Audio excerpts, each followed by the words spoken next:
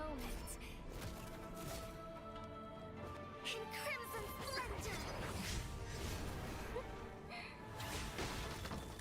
Even something so crude can be graced with a splatter of beauty.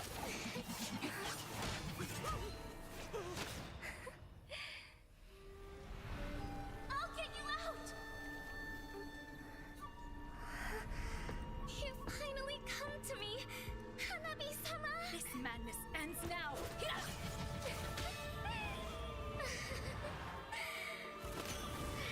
last, I'm shivering with excitement!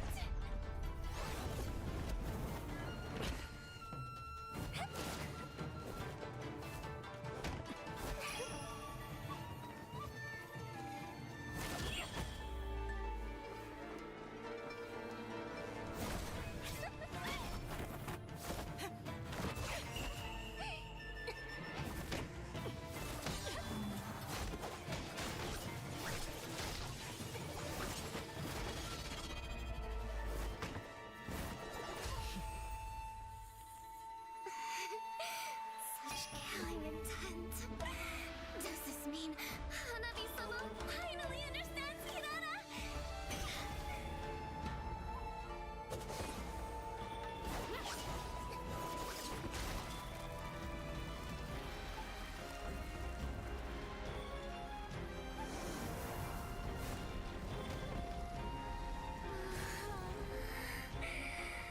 So warm, so beautiful. We can finally embrace eternity in hell, just the two of us. Allow me to release your eternal bloom!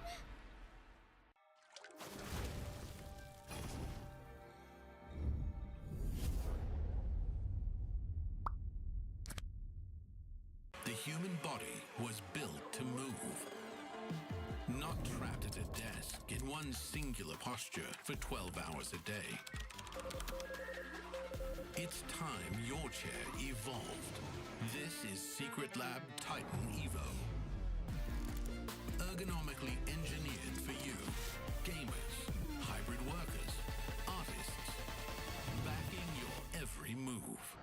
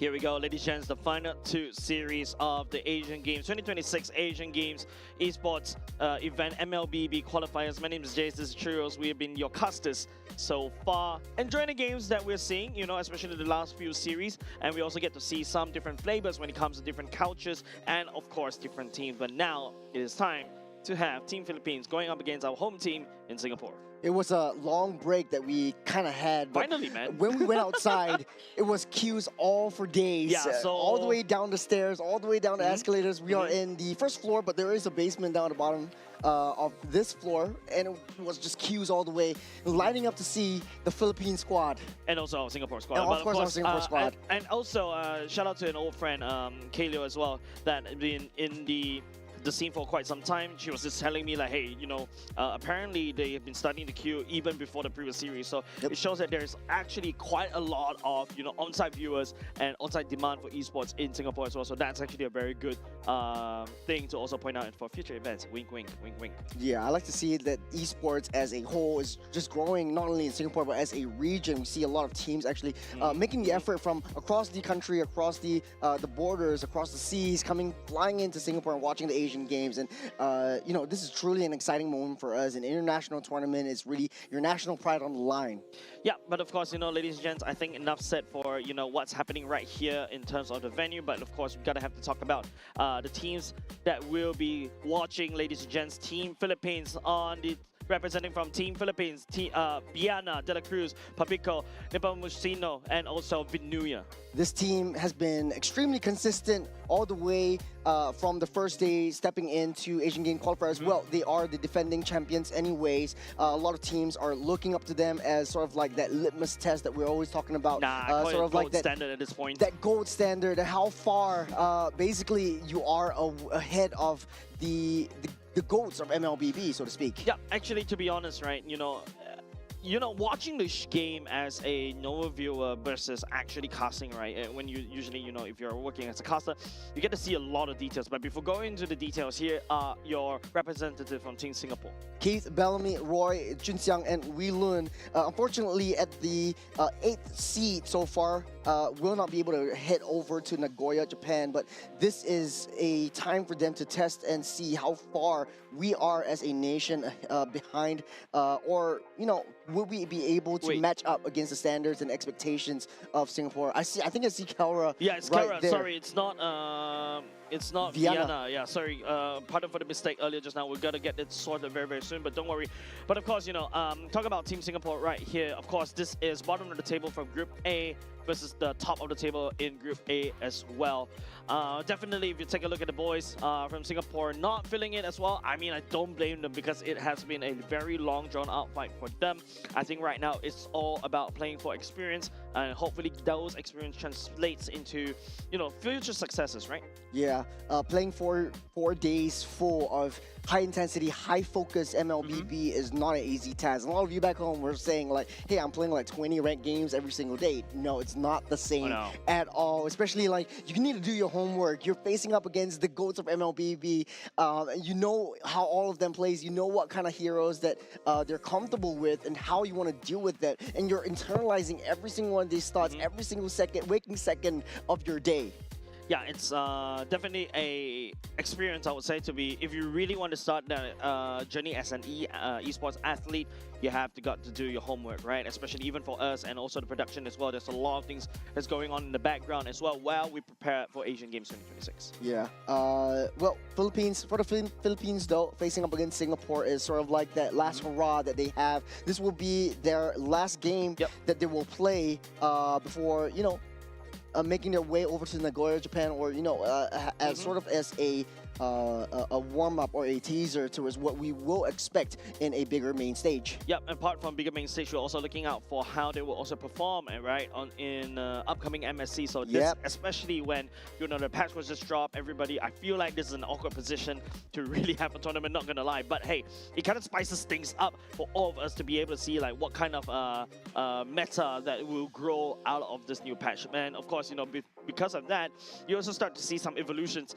in the ranked games as well. Some of the teams are already starting to prefer the Kai and even the ranked teams as well. Yeah, especially Nimble Mosiano. He was coming in with the Kais. He's prioritizing all the hero picks. They still do have that flexibility, but when they play and when they draft, it's just really, really smart around how they want to deal with their opponents. And looking at how well they performed yesterday against Indonesia as well, they're not really too phased by the early game. Like, hey, I might have made a couple of mistakes. I might have made a couple of errors here and there. They're all playing towards that late game mark, and when they play together as 5, there's no taking them down.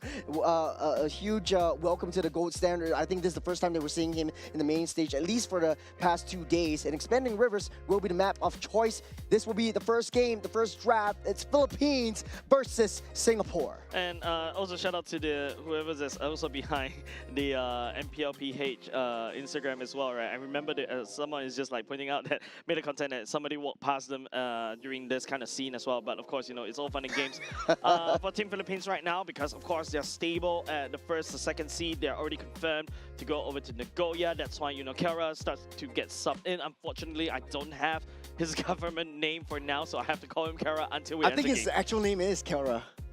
Is it? Okay, we'll just wait and see what we have when the draft is getting pulled up. But I kind of feel like Kara is actually his actual government name. Yeah, it's like Royven and Roy, right? It's just Roy, Royven, Wheelon, Diablo. It's like, you know, tomato, Wheelon- tomato.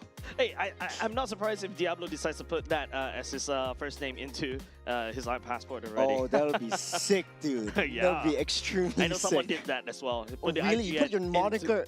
put IGN into his passport. So we'll see right here. It's Balas. Pilas. So Balas will be coming in as the gold standard.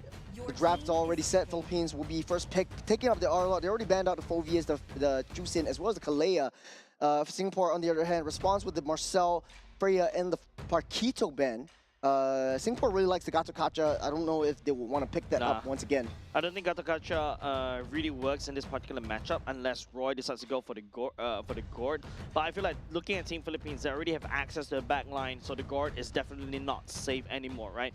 Especially with Vinuya on this Arlot. Sorry, Sanford. Yeah, especially Vinuya on this Arlot. It's like he is Arlot himself, and he can bob and weave, find the main pickouts all the way in the back line, and then just find a slash to deny the Gourd. So Team Singapore, on the other hand, now the Claude being selected by Keith, and then after that, Belly going back to something that is more comfortable. I would say the Khalid coming into play for the side of the Singaporean Rome. So Insurance and the Claw, definitely one of the high priority picks, and Rit 1. Rit 2 on the another pick on the Khalid definitely has a bit more early game presence. Akai is one of the high priority, getting slipped off the bat from Singapore. Philippines will snap pick that one up. Nepomuceno picking up the Akai. We've seen so much power coming from him, and not only that, Bruno, the gold standard, picking up his more comfortable pick in the Bruno.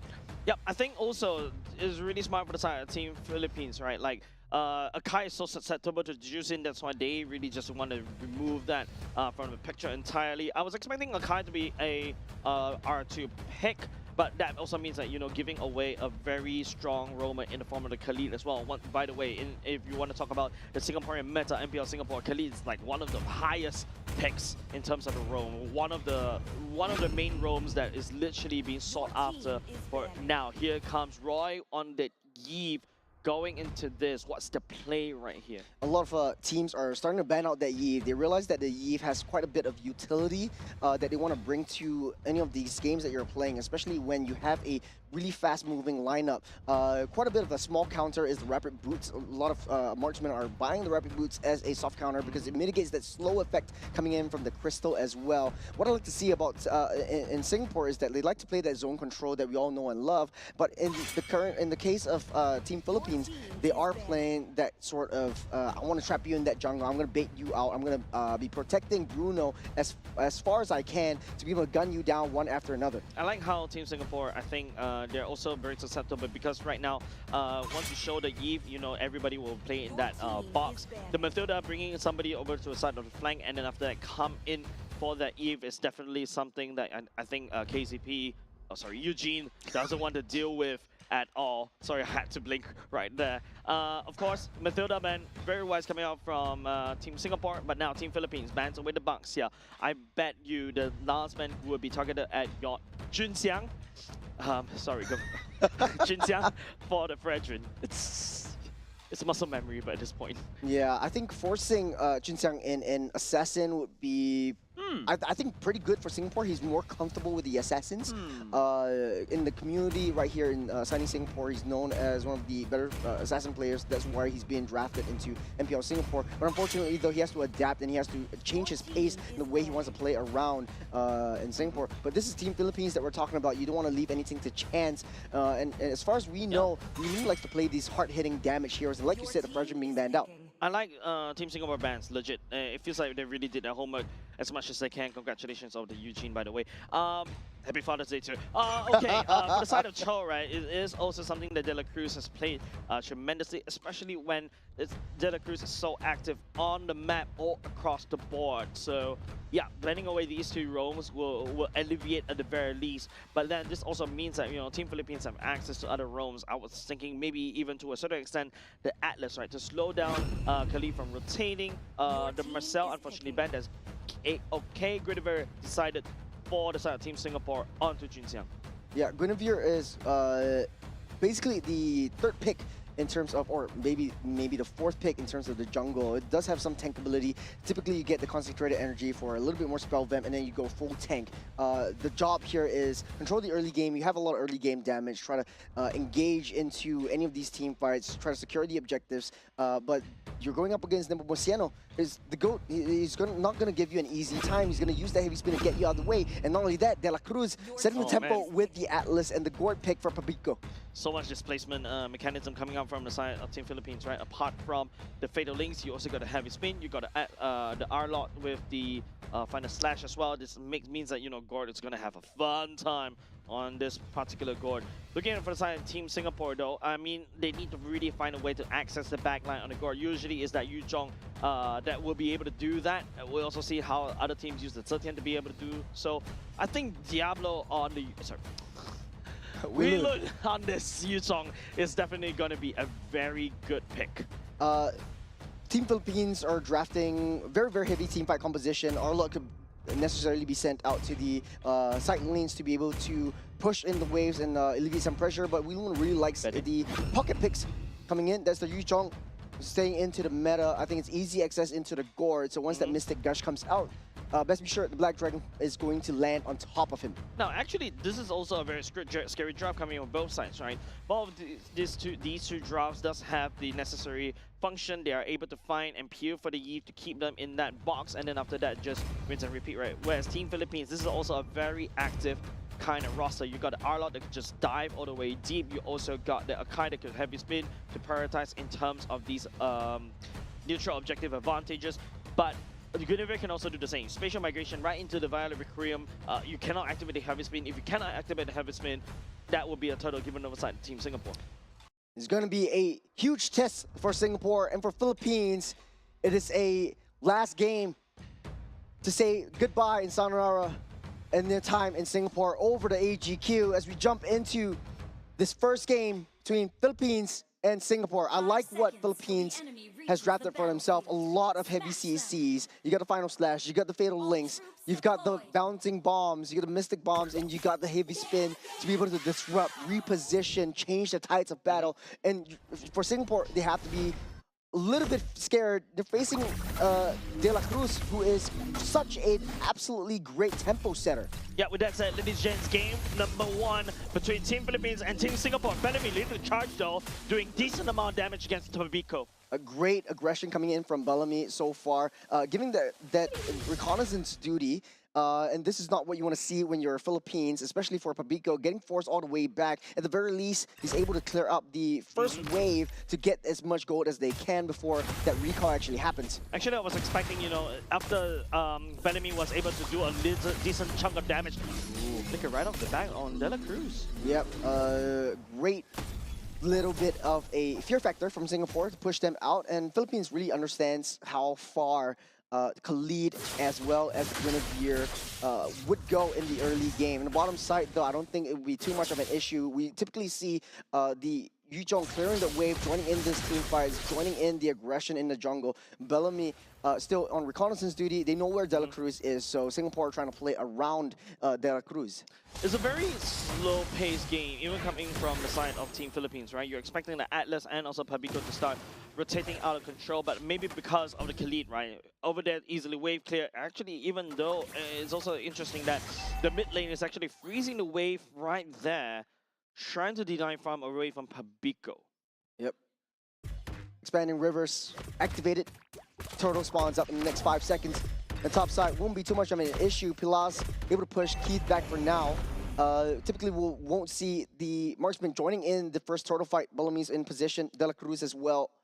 The jungle doesn't want to show themselves. Nepomuceno right there, trying to push Bellamy back, taking a lot of damage, dealing a lot of damage. The utility comes in from Roy. The problem is that if you notice, because of the Romans not really roaming, the Romans are a little bit awkward in terms of the levels. Fnatic into level 3 doesn't really have access to the Rage Sandstorm and also the Fatal Links, as well as Nepomuceno actually working on the turtle right now.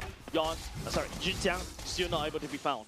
Bellamy at half health will be able to heal everything back up. Black Dragon form already used up by Wee Lun, going straight to the back line. Petrify and Box laid down low. Nepomuceno steals away the turtle from the Singapore's nose. The first blood going over to Venuya is still happy and healthy. Singapore doesn't want to push more. The barrier recurrent was activated just to protect Roy, but unfortunately, you know, Venuya being Venuya was able to access all the way, picking up first blood. He's going for more. Great cutoff, great dash. Venuya, another kill onto Wee Lun. Yeah, Venuya on this Arlott is just way too insane. I bet you, going into the MSC, you see Arlott permaban because of this dude. And as we take a look at this is the replay right here. Take a look at where Xinjiang is going. He's actually activating the Violet Requirement a little bit awkwardly, giving the turtle over the side of Nepomuceno.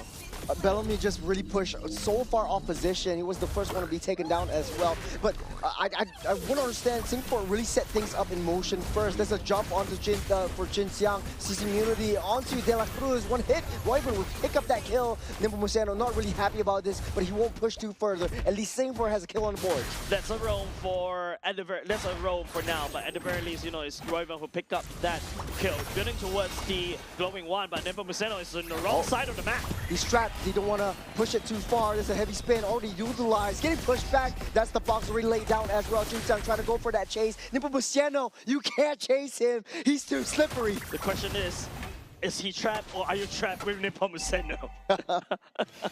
There was a great play coming up. Singapore always starting things off, but the damage isn't really coming through. And like you said, a little bit of miscommunication issue from that first turtle fight, which leads into this next one.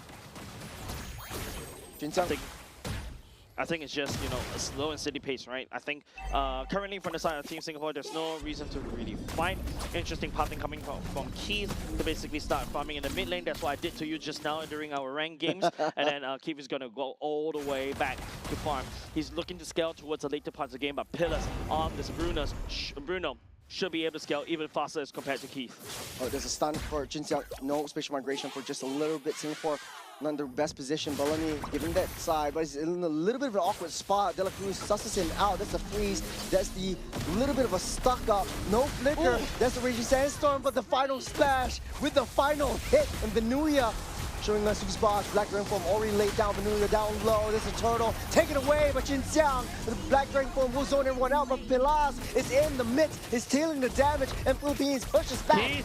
Onto Pabico as well, the Blazing Duet, the damage will be able to be found, and also at the same time, Singapore will be able to take away the turtle, but it is still members of the side of Team Singapore taking casualties. Underneath the turret is Venuya, another kill. De La Cruz coming off from the backside, Venuya still happy and healthy. McKeith will be down low, Nepomuceno coming in from the flank, that's the stun, that's the ball, that's the gush, and the laser seal the deal as Philippines dominating the early game. Team Philippines seems like they're loving this dance. They're literally toying the food from the side of Team Singapore, right? There's a lot of times and opportunities on the side of Team Singapore to be able to end up the kill, and because of that, they overextend a little bit too much. And you know, for the side of Team Philippines, right, they take full advantage of that. You take a look, it's a 1K gold lead as compared to his counterpart on Team Singapore. I also like what Philippines is doing. They know that they're going to secure the kill onto Royven down the mid side earlier on.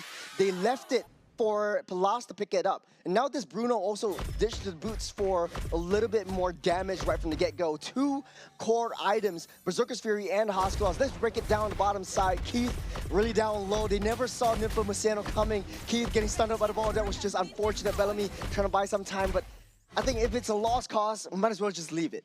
I think it's just Team Singapore thinking there's almost a chance. It feels like Team Philippines was just dangling that carrot, and Team Singapore fell into that trap. I would say it's a mousetrap as well. If you notice, because of that whole rotation, holy moly, what happened? Because of one instant replay, we lost mid, we lost top, and we also lost bot as well. Oh, the map looks kind of barren. It's only 6-minute mark. Singapore has to fight back. We learned gives a little bit more vision onto De La Cruz, but this is a tempo setter, a tempo-heavy team that Philippines is building up for themselves. And slowly but surely, Pilas is already online. Singapore cannot force an error. Yeah, I think they forced a little bit too much. You're giving 10 kills over the side of Team Philippines, 6k gold lead, almost, right, 800 gold lead per minute. And it's only the third turtle right now. I think Team Singapore definitely needs a lot more time to grow. They need a lot of around like 7 more minutes in order for them to shine. But looking at how Team Philippines has been playing, I don't think they're going to give them a watch at all. Yeah, that's a lot of hyper funnel. Look at Weelun, no damage at all to Nepomuceno. He's just taking it as a tickle. It's just an uphill battle for Team Singapore, right? Keith all alone. Able to use the BMI out, but he gets chased down. Purify also used up all the way on the other side of the map. Weelun also making the mistakes, stepped a little bit too close. I think the Observer almost gonna follow Vinuya because this man is just zapping around using the flicker and dash almost very quickly. Immediately Keith got assassinated right there.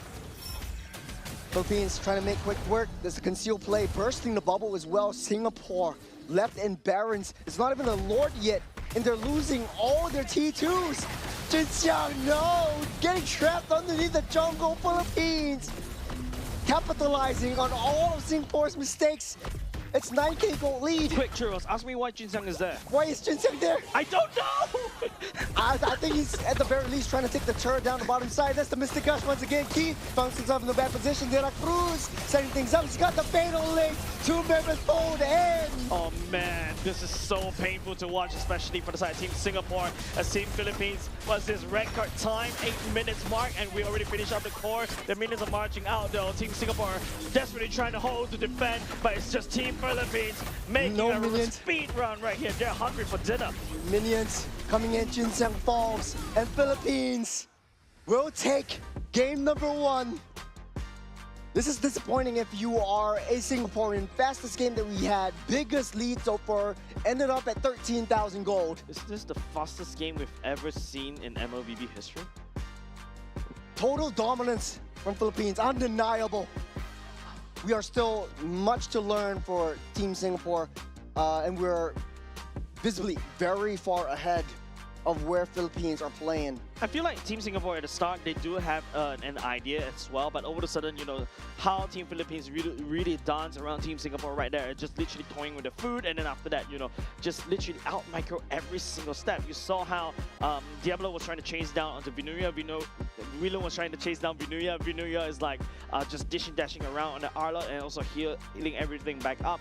Even Keem also tried to land down the damage of the Vinuya, but it's still, Arlot's still proven very slippery, and then after that, everything is crumbled from the first turtle onwards. A lot of desperation coming in from Team Singapore. Vinuya, flashy plays, great final slashes, great repositioning, great understanding of the game, and undisputable. This is really tough to say and really tough to see if you're from the side of Team Singapore, man. 7-1 and 6 on this Arlot. In the early game, though, I think Weelun was handling Arlot pretty well. But unfortunately, after that first turtle, the tide turned. It's only 2 minutes, and Singapore just lost their footing. Yeah, it's just really tough. I don't remember Lord as well. No, was there a Lord? Can't really remember because it was so fast, Lord at all. right? Yeah, it's just so fast, and I don't know what to break down for you. It's just outclassed, I would say. Just outclassed. Team Philippines, you know, this is the Team Liquid stack, the one that we are looking forward in terms in MSC, whether they can actually achieve the Golden Road. And they're looking like they're looking hungry, right? They're really going around and also just racking up all this experience, even right now in the 2026 Asian Games qualifiers as well. And yeah. And they're not playing around as well. No, they're not. Typically, if you're very far ahead, you don't really, you know, you force the kills, you go for the kills, you get a little bit too bloodthirsty. Philippines not making that mistake. They're not jumping in without a second thought. They're all very methodical. De La Cruz setting things up as well. His only death was at the last moment when he was diving underneath that turret. An almost perfect game for Philippines. Yeah, 8 minutes and 58 Sub seconds. 9. Yeah, sub 9. I mean, not gonna lie, I think this is also one of the fastest games I've ever casted as well. There's not a lot of things I would say, I can say as well from the side of, in terms of breaking down. This is just simply outclassed. It's just like, I think there was a bit of a fight around the turtle the turtle pit right there. After that, it's just, yeah, it's just going downhill right there, right? Team Philippines just literally sending a wrecking ball into the roster of Team Singapore, and they cracked open. Wow. It's just difficult for Singapore. At the first turtle, I felt like they did have a good setup. And we're only talking about first turtle because I think that's where the majority of the battle happened. And then Singapore lost their footing, lost 2 members or lost 3 members, and then they were just playing all over the map. They're not really having a second thought into anything in the game anymore. Yeah, I think that's just it. Like, Yep. after that, I think just everything just, I think went out haywire. I think that, I'm sorry, Charles. I know you asked me to be a color today. I've got nothing for you. I got nothing to say. Yeah, it's times like this that I'm proud to be a Filipino. You're not. I'm just kidding. You're not. How dare you? How dare you say that? Remember yesterday what you did? Yeah, a little bit of a butchering of the names coming in, but hey, you know, for Philippines, I think this is just one of these games. They're just playing together as friends. It's just a socializing thing. Like in Singapore, we call it a little bit of a games with friends at a kopitiam. They're really playing around. Comfortable, very intelligent, clinical, methodical, and I think it's overkill to send Tiara the gold standard in the gold lane as well. I think it's just, you know, Team Philippines, right, man? I mean, this is a stack that has been together ever since the M4 times, back in the good old days when they used to call it Team Echo, right? Like, this is a stack that is just been going around for a while now, and also trying to prove themselves on the world stage. And I think they did in M7, of course, but now, you know, we're looking at MSC, we're looking forward to that one. And with all these meta change, it makes it feel like, you know, this is where Kaltizi, Nepomuceno really truly shines, right? Like, going back into something of his comfort, and he's a very strong and flexible jungler. I think, enough said. And this is something that we've been all waiting for as well. Kelra, Bilas actually coming in with the Team Liquid stack, and quite refreshing to see how Team Liquid would actually do with the Onyx Gold Standard coming into the picture as well. This is the second game. Well, Jace, not much to say. I think there's way too much for Singapore to learn and adapt to for this one. Entirely just way too dominant. Philippines not giving up free kills. There was one sliver in the first 30 seconds of the game where Papico was almost taken out, but hey, they're not fazed by that. Well, I would say the sun is deafening, right? Like, now we're going to go into dangerous grass, and this is also where, you know, Team Philippines can get very, very scary because of the rotations. They can start bushwhacking, and now it's a lot of pressure for Bellamy to really go around, opening the map. Maybe this is a time where he may pull off HO, because you really need to just go in and go out, check out every single map. But that's also something that, you know, for the side of Team Philippines, De La Cruz can also do so as well. Yep, there is also a potential turtle strategy, but they're banning out that glue, which is pretty interesting. Okay, so first pick for Singapore. Akai is on the table. Singapore might need to pick that up, or, you know, prioritize even a Claude for Keith right here. But there's just way too many heroes. You cannot single out any one of the members of Philippines. Yep. Going to the bans. Phobias, Glue, Freya as well. You got the juicing. That means that, you know, definitely Team Philippines may be looking at an Akai pick as well, unless Team Singapore wants to snatch pick that away. There's also other heroes that you also need to look out for. There's also potential Claude, Paquito, and Arlot. These are your 3 heroes that, you know, for the side of Team Philippines, especially for the side of Vinuya, can comfortably place. Now we're back to Whelan onto this Paquito, Akai, and also the Arlot. Enough said. It might still be a little bit flex. Paquito could also go into gold lane. We've seen Keith play it before in MPL SG, but against Philippines. Man, this is, yep, the R-Lot. I felt like Singapore should have banned out the comfort hero of Vanuya, and Nepomuceno actually looks really happy about this one. Yeah, I mean, like, I feel like right now it's just about playing the best, right? Yep. If you want to talk about playing the best, Roy also plays the Valentina, can potentially steal away the final slash and also the heavy spin. But there's also, you know, if you want to play something of a signature from the side of Roy, there's always the Kadita to find and blow people up to pieces.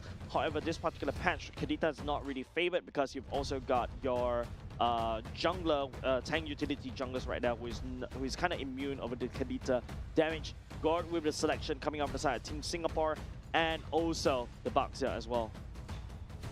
For Singapore, I don't think this changes too much. Paquito does have a little bit more damage, but facing up against the R-Lot, it's going to be suffering a little bit. And Paquito only excels once he reaches his core power spike at level 4. Cho is getting picked up. De La Cruz really loves this hero. We've seen how a lot of the other regions play it as well. Very annoying, very disrespectful. Remember Hisham from Malaysia playing the Cho and playing just mind games for Singapore. So their entire jungle, their entire map is going to be pretty much open for the entirety of this game. Look, I think Cho is definitely something that De La Cruz is very comfortable with, right? A similar playstyle, go in and go out, you give a lot of information. And remember what I said is, as we're going into Dangerous Grass, information is really king. So that's why the Cho really favored in this particular map. But for the side of Team Singapore, I think at the very least for the side of Roy, dropping the bombs to open up the grass could be a way to do it. But Baxia and Paquito for the side of Team Singapore, this means that they really want to play early. But Team Philippines, they also have the firepower to play early as well. With the Arlot from the side of Vanuya, I think enough said. Every time I see Arlot, I remember Vanuya now at this point of time. And also with the Cho, that could also just go in, dish damage, concussive blast, wave clear, and then move on. He's just super comfortable with it, and he knows his main target. He's going to take out that guard with the Mystic Gush. I think there's no way that Roy would have an easy field day on the back line. Lilia getting banned out. We want to give Roy an easier lane, get the early rotation as well. We see the Atlas being banned out from Philippines as well. Taking a look at the entire roster right here, it does look a little bit dire. There's also the eve that Team Singapore can also ban out for the side, for the last ban, the Lilia ban. Coming from the Team Singapore, okay, because the guard is also very static. Carry ban coming out from the side of Team Philippines, a bit of a nod over to Keith as well. I think forcing the Claude might be the best option for Philippines as well. Not too worried about the roam because they understand how Bellamy likes to play around this, and De La Cruz is pretty confident with dealing and mirroring what Bellamy's movements are. So for now, I think winning lane it's about playing the best, right? Like Team Singapore, so far at the very least I can identify Wheelan is back on one of his comfort picks. Yeah, and also potentially maybe want to shake up the whole thing, right? Rotate. The Loi ban is very interesting. I was expecting more on the Yi or ban. even Valentina to the respect. I think Valentina for the side of Team Philippines, yes, still works as well because you know you've got the guard to basically take away that ultimate. Claude coming in for the side of Team Philippines, counter picking that away from Keith. Keith can also still go back to the Bruno as well. That's also something that he does play back in the good old days. And of course, we're looking for another pick coming from the side of Team Singapore. Khalid again? Khalid, Harith, could be highly possible for them. Man, how do you want to break down? It's not really about the draft at this point for me. It's about how do you want to play it around the map? How do you want to execute your gameplay in a more passive style and not give up pretty much the free kills? Because this draft is pretty much, you know, the main difference of the side of Philippines is they have to choke. And this is going to be highly annoying in the early game. Ranger would be the answer, as well as the high loss throwing down the red carpet. And Valir coming in, Papico looking really happy about that. Of course, if you're Valir, you deal against the high loss, you're just gonna start constantly spamming the Not only high fireballs loss, as the well. Boxer too, man. Boxia and the Paquito, you set out a steering turn on the wall. High loss at the very least, I can see how it can be used. The glorious pathway to basically slow down the retreat or also the advancement, and then everybody eats a gourd laser. I think that's okay. There's a lot of long range coming out from Team Singapore. To be honest, this drive from the side of Singapore, even for game number 1, is not too shabby either. But I feel like going into the game, the execution is where, you know, it's Team Singapore looking up at, you know, Team Philippines, which is at the top of this group, and definitely needs a lot more support than this. Well, you know, if you're an analyst, you're going to be saying, hey, Singapore has maybe a 0.01% of winning this game. But hey, it's in that 0.01% that Singapore will go to work. This is game 2, Philippines versus Singapore. Will Singapore finally be able to take one game off, make a statement, or will Philippines steamroll over what was the fastest game that we've seen in game number 1? I don't have the answer for that one. I need really have to see first. Whoa.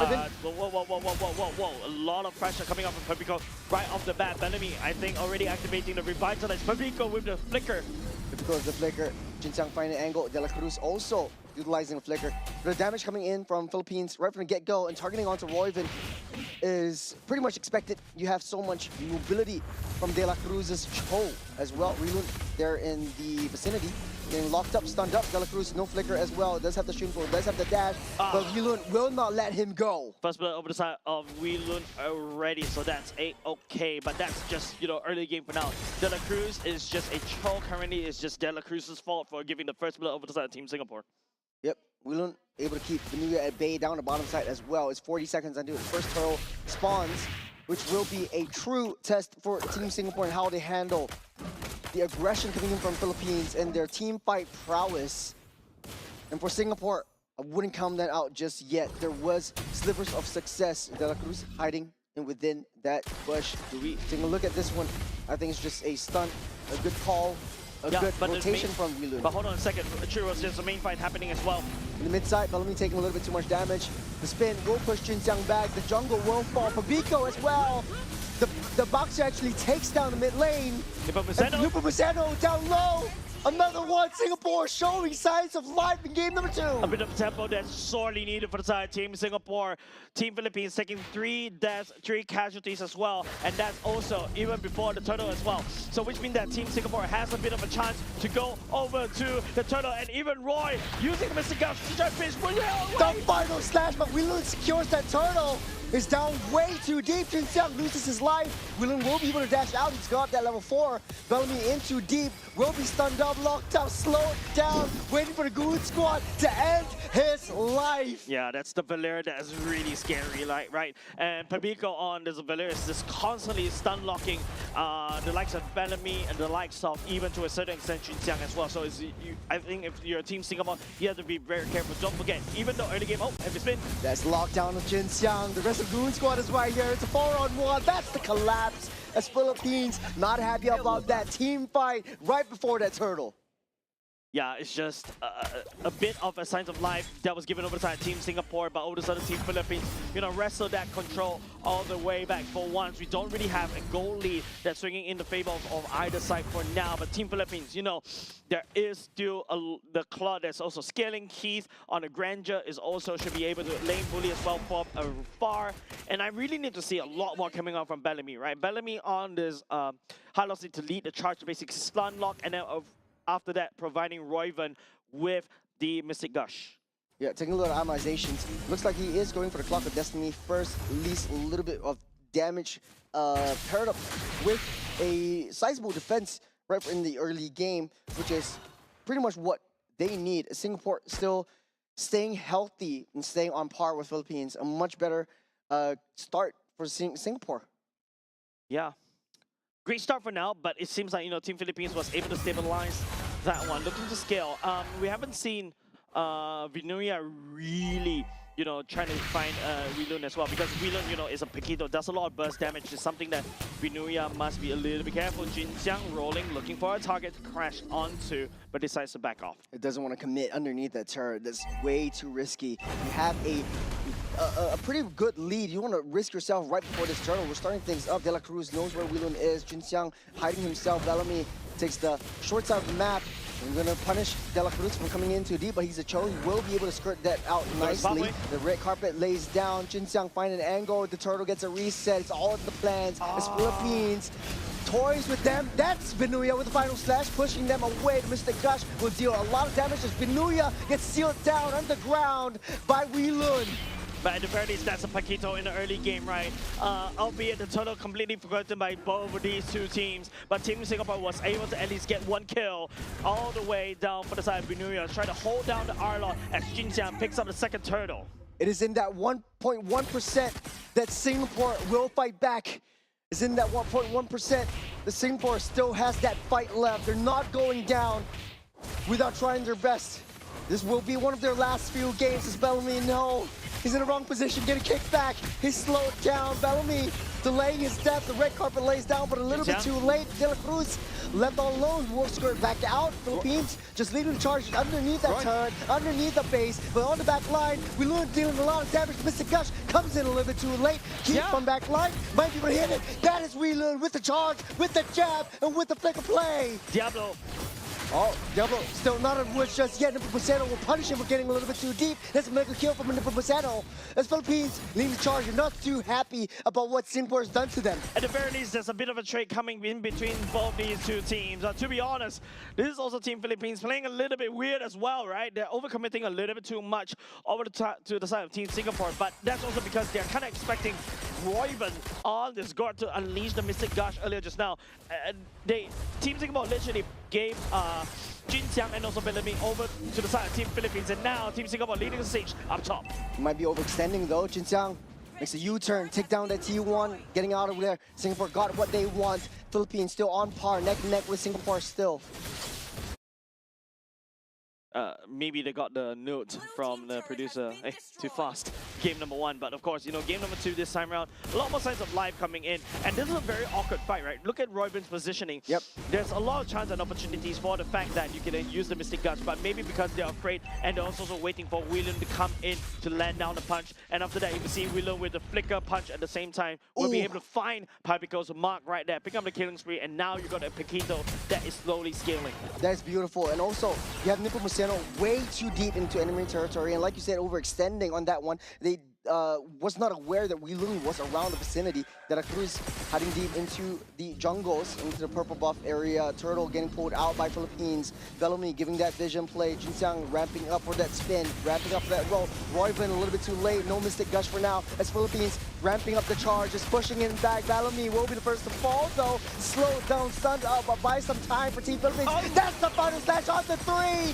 Singapore is in shambles as Philippines runs over them.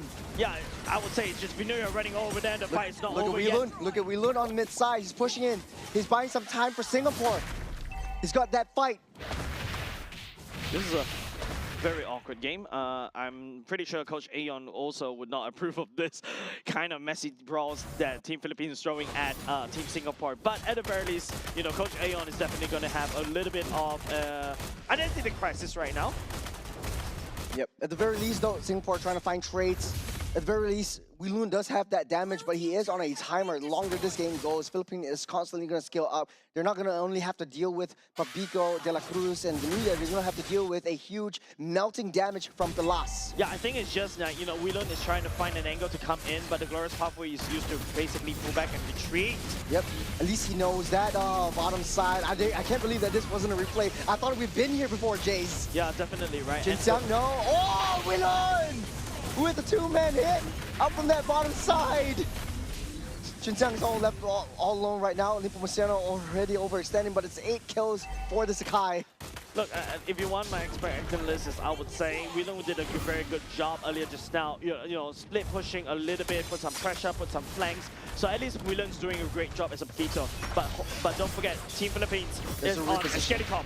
There's a reposition. Won't be able to chase that one up. Vinuya taking a lot of hits. Will be able to dash out. One more hit. One more hit. Nalang and Vinuya gets out. The red carpet falls, but they don't want to chase it too much. They're going to push that situation. Pushing Bellamy all the way back. De La Cruz coming in. That's the kick. That's the jump. That's the stun up. That's Keith with the kill on the De La Cruz. The laser coming out from Roy and also Kiv land down the shot.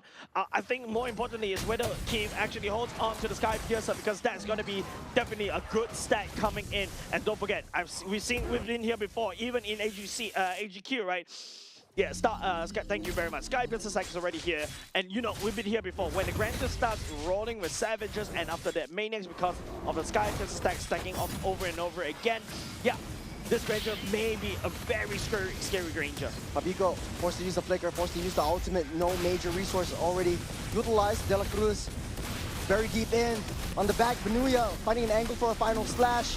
He's holding on to that one. Chunsen gets repositioned back all the way. No more Boxia for this first Lord take. Singapore extended a little bit too far, Jace. Bellamy over next to fall. They keep slowing him down. Yeah, and that's the power of Pabico and also the rest of the members from the side Team Philippines, right? It's just a constant slow roasting of Team Singapore, one after another, on top of with Pabico and alongside with Pillars, of course, with the corrosive side already. There's nothing. Wait, he didn't even have it.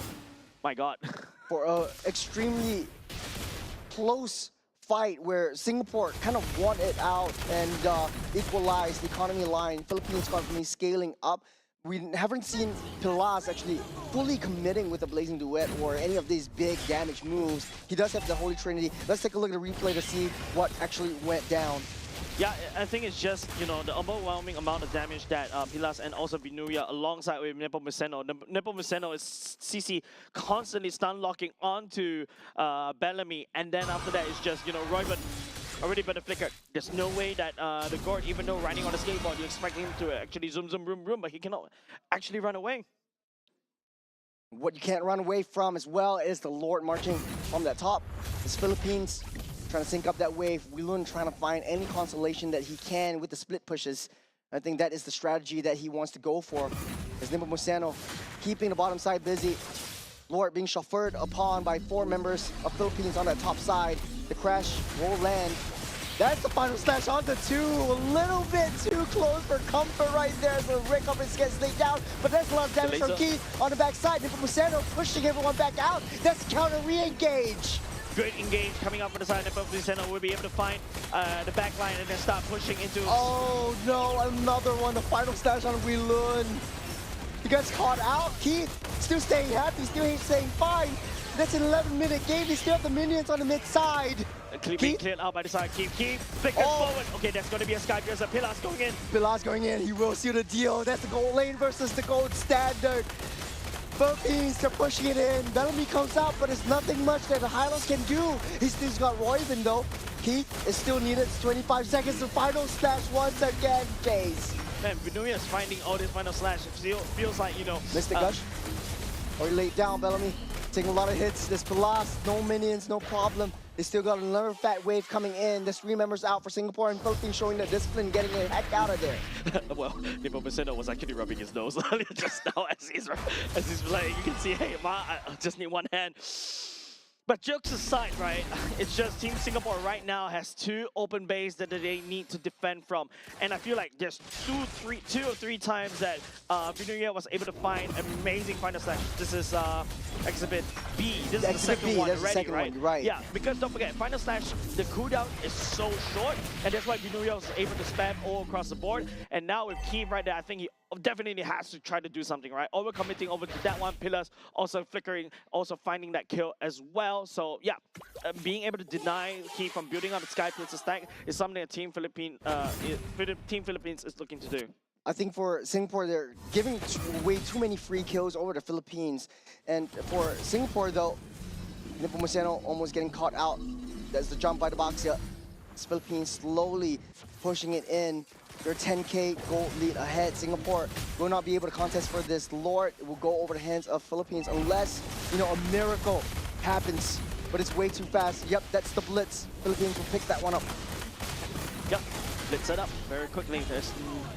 I would say it's a little bit difficult because definitely Team Philippines has already scaled, and now, okay, maybe this is a way they can do it. A stun onto Nepomuceno, able to push Bellamy back. That's a counter re-engage. Philippines is so fast and so far ahead. It's the push back on the whip dragon. Bellamy gets caught out. He will be the sacrificial lamb once again. As Singapore on the defense, they cannot step foot out of this base. Yeah, the missing gush is already used as well. Bellamy, the sacrificial lamb, given over side Team Philippines already, and now there's a lot of matching in. Wheelan trying to make a play right here, trying to look for a pickoff. Bottom side, but De La Cruz not too worried about this. He still has the immortality. Fabico taking a lot of shots from Keith. At the very least, Keith has that damage, but not a lot of defense. Bellamy's still out and about, still out of commission. That's the final step once again for Nuya. Not expecting that at all. The burn will take Keith out. No damage for Singapore. 3 members down. Philippines will take the charge over the throne and take down game number 2 without just taking out the rest of Singapore with them. Yeah, GG, well played over the side of Team Philippines and of course Team Singapore, right? Team Philippines, of course, first seed going up against the 8th seed, and you can start to see the gap between these two teams are huge. But of course, you know, GG, well played, I would say. There are several times, especially at the start of the game, the early game, there's several signs of life, to be honest, coming up from Team Singapore, right? However, Team Philippines, it's just a very different team as compared as you see from a lot of these teams. In fact, I would say that I can identify one very clear difference between this team versus the other team. If you want to talk about Team Indonesia, you want to talk about Team Cambodia as well, Team Philippines always find trades. They are okay to play from behind, and then after that, they know when the power spike, and there's the strike, right? And they force you into a fight where you don't want to be in, and that's why Sanford on this R-Lot comes into play. And not only just even if he doesn't pick the R-Lot, there's also the Paquito that he can also use to literally roam around the map, create openings, and then start flanking and start finding picks, and then just, you know, just go away. Even if he gets a kill, that's great. Even if he doesn't, hey, I scare you, I push the main damage dealer, and then we shall see whether Team Philippines will strike as well. And for Team Philippines, at the helm of the plane is basically Karotisi or Nepomuceno. With this Akai, he knows how far to engage. He's building damage as well, taking a little items. He's got a crown, an invisible crown. Is that an ode to Venus? Endless battle build. Endless battle, yes. Malefic gun and Malefic roar as well. That's a pseudo damage Akai. I mean, technically speaking, yes, he can benefit from all his abilities, bonus attack. I don't think this is the kind of build that you want to try in your own games, ladies and gents, but of course, KDA is 13-1-8, and Akai that's also doing a lot of damage for some weird reason. A GPM 894. Brother is not a tank utility jungle. Brother is an assassin panda. Yeah, it's also very hard to take him down, right? He's just builds one Anticuras, and at the end of the day, Keith doesn't really do too much. He's not that scary anymore. I like his pose though.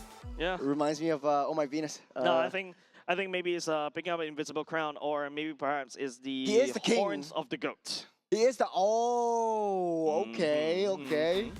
Okay, I like kill that. Yep, 91% kill participation as well. But ladies and gents at home, please don't try this at home. This is not the build for you if you want to go for a tank roam Akai. Sorry, tank Akai jungle. You're not Nepomuceno. Nepomuceno. It's just Nepomuceno doing Nepomuceno things. You don't doubt him. This is the build now. I think everyone's just gonna follow it now. No, please. I really hope so. But at the end of the day, thank you to Singapore not only for this game. They had their hearts out in this game. It's not an easy fight for Philippines, at least in the early game. But Wheelan just trying his best, doing whatever he can. But at the end of the day, Singapore, 8th seed, still unable to make their way to Nagoya, Japan for the main stage. But hey, thank you for hosting the AGQ. Yeah, at the very least, you know, hopefully, you know, they're also going to take this as a learning opportunity for them to really go back into the drawing board for future events as well. But of course, you know, congratulations over to Team Philippines for taking this victory. At the very least, it is not an 8-minute, 58 seconds game. Yeah.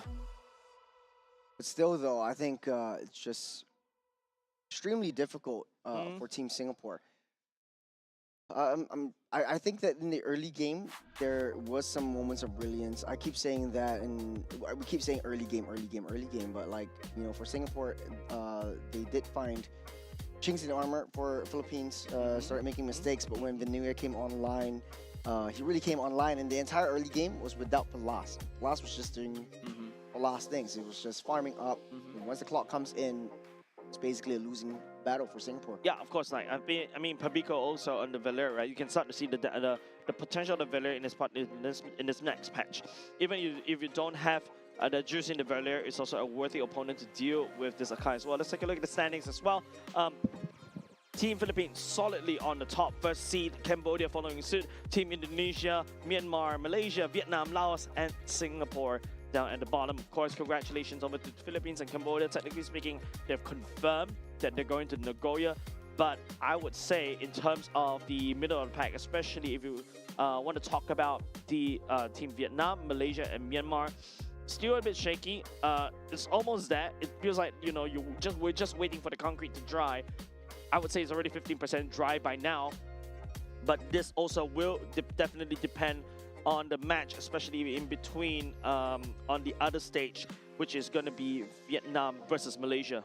Yeah. But that being said, though, I think next match in the up on stream will be in Indonesia versus Cambodia. This is going to be a huge test for Indonesia as well, and will be potentially it will be their last game. Yep. And Cambodia actually took down Philippines. Malaysia unable to take down Cambodia. Will Indonesia be the weakness that Cambodia has is yet to be seen in the next game. Yeah, and it feels like, Team Cambodia is literally going around collecting the trophies of all the NBL regions, heads right? of gods. Yeah, literally, like 2-1 Team Philippines, 2-0 Malaysia as well. I mean, Indonesia, you're going for them next. Yep. This would be very interesting. Indonesia had a previous win just now against Myanmar, so riding the high of that momentum.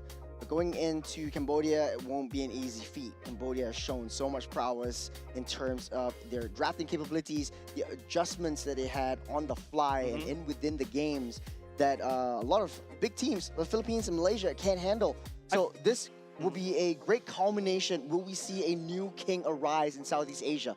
Yeah, I think upcoming match, I'm really excited about this because I feel Team Cambodia and also Team Indonesia share somewhat of a similar vibes, and they are, of course, definitely looking to clash over and over again. So it's going to be really exciting, churros. Hopefully, but the clash, hopefully Indonesia doesn't throw their bodies like we seen yesterday.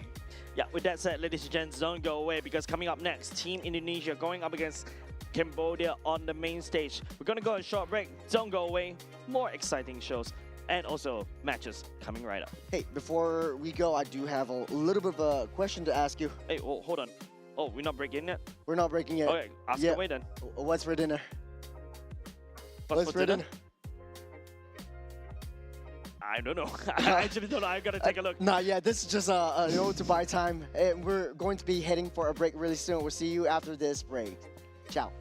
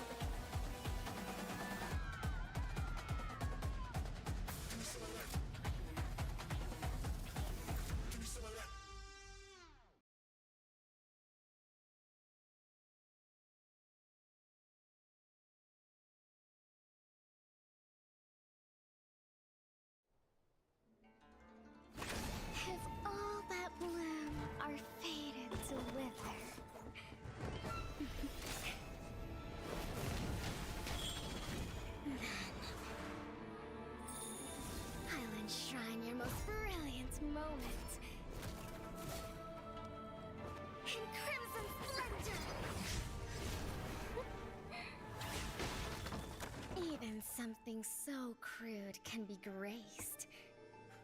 What a splatter of beauty!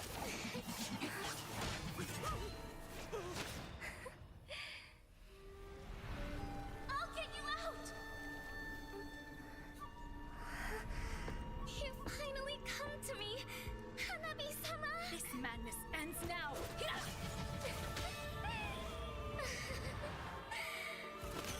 At last, I'm shivering with excitement!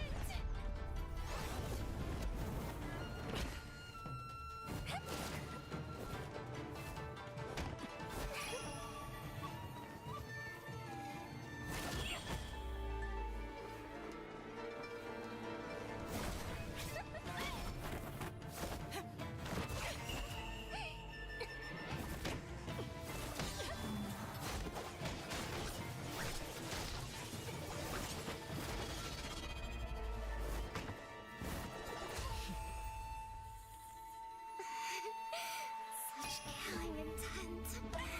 Does this mean Hanabi-sama finally understands Hirara?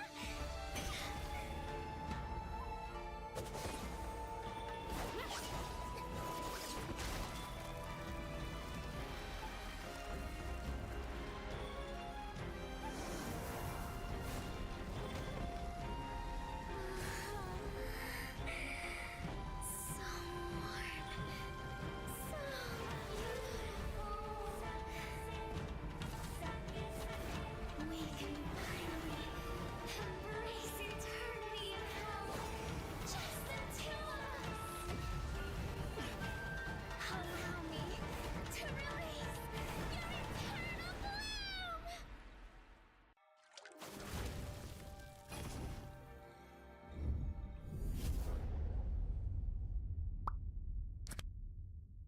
The human body was built to move. Not trapped at a desk in one singular posture for 12 hours a day. It's time your chair evolved. This is Secret Lab Titan Evo.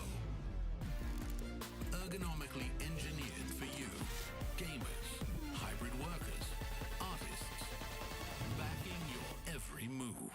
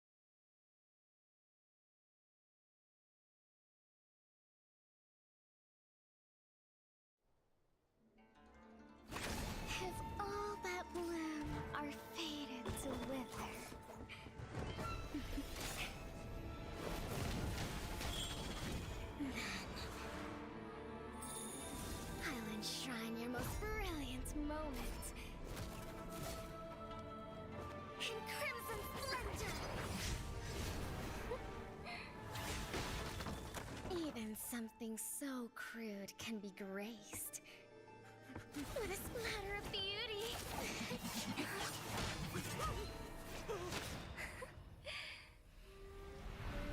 I'll get you out! You finally come to me, Hanabi-sama! This madness ends now.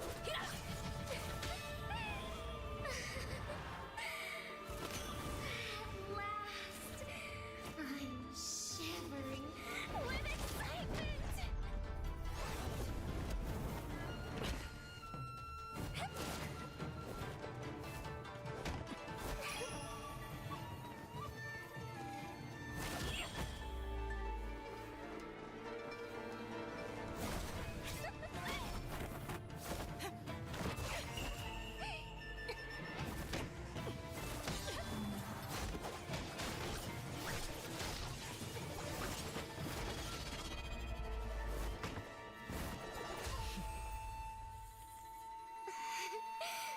Such killing intent.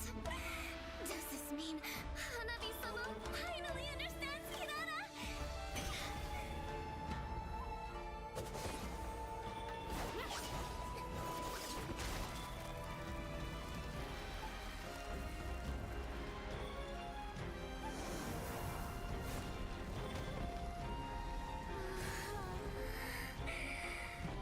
So warm. So beautiful. We can finally embrace eternity in hell. Just the two of us. Allow me to release your eternal bloom.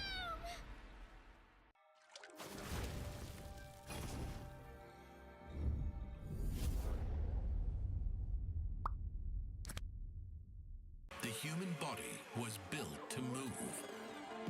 Not trapped at a desk in one singular posture for 12 hours a day. It's time your chair evolved. This is Secret Lab Titan Evo.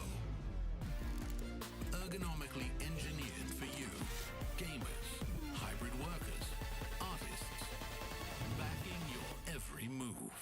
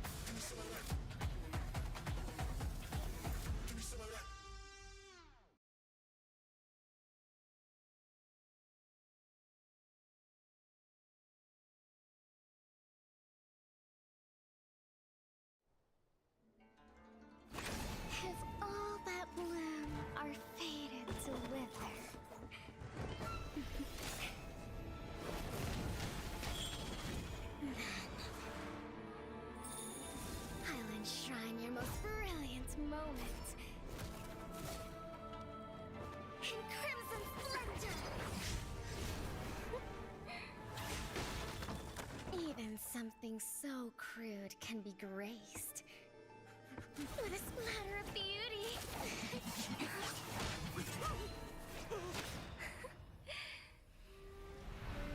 I'll get you out! You finally come to me, Hanabi-sama! This madness ends now!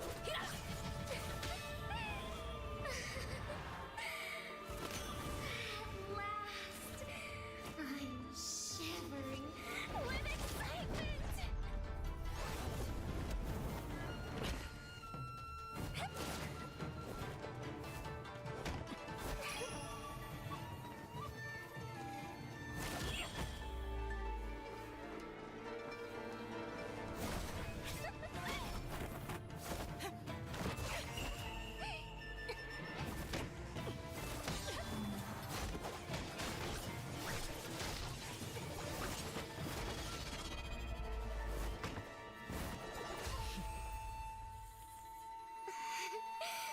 Such killing intent.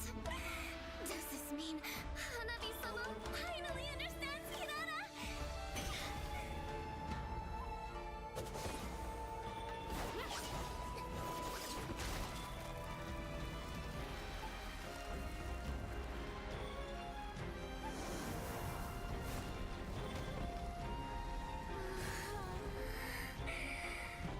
So warm. So beautiful.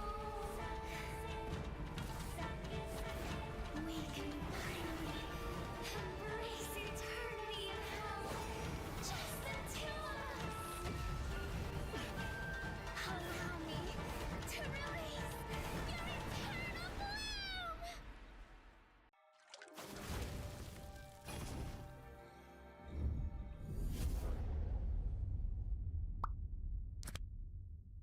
The human body was built to move. Not trapped at a desk in one singular posture for 12 hours a day. It's time your chair evolved. This is Secret Lab Titan Evo. Ergonomically engineered for you, gamers, hybrid workers, artists, backing your every move.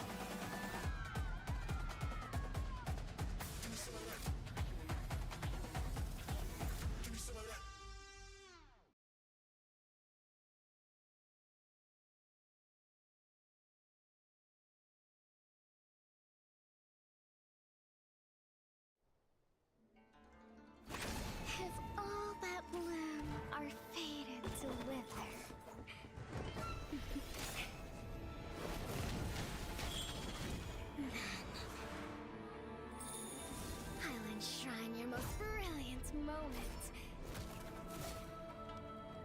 In crimson splendor.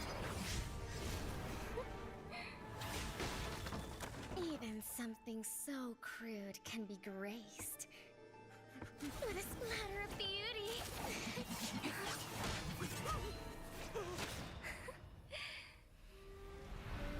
I'll get you out!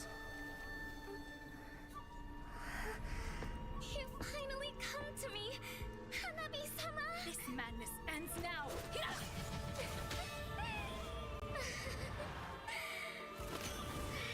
last, I'm shivering with excitement!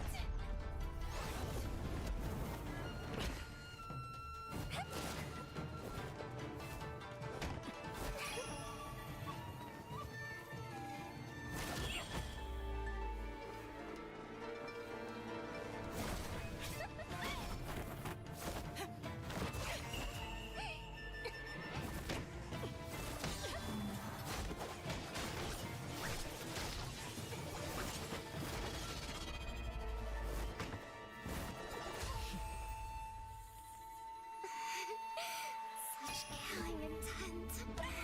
Does this mean Hanabi-sama finally understands Hirana?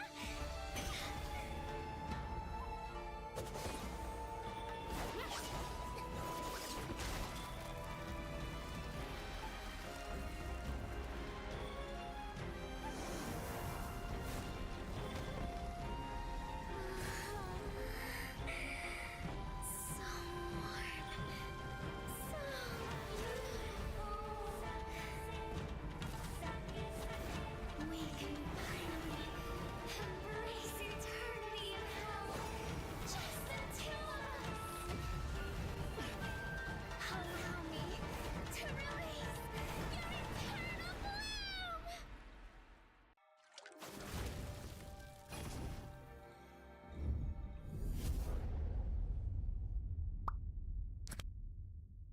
The human body was built to move. Not trapped at a desk in one singular posture for 12 hours a day. It's time your chair evolved. This is Secret Lab Titan Evo. Ergonomically engineered for you, gamers, hybrid workers, artists, backing your every move.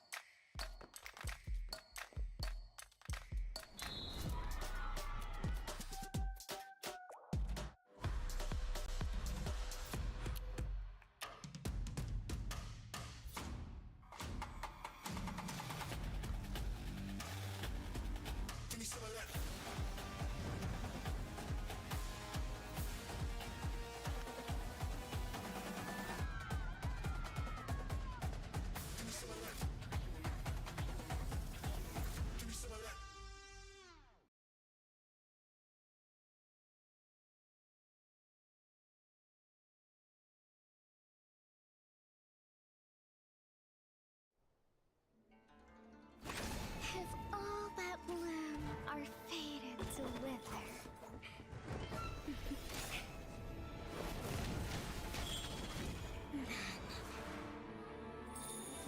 I'll enshrine your most brilliant moment in crimson splendor.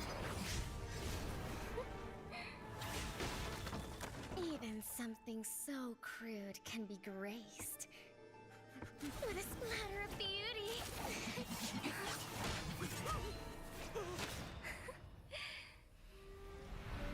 I'll get you out! You finally come to me, Hanabi-sama! This madness ends now. At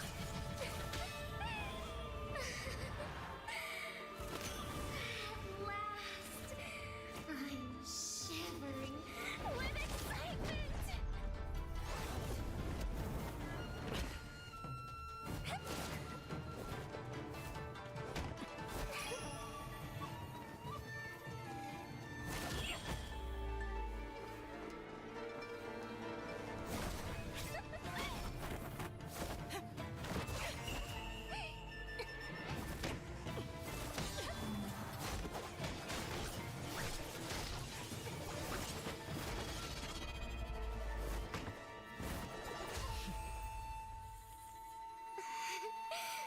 Such killing intent.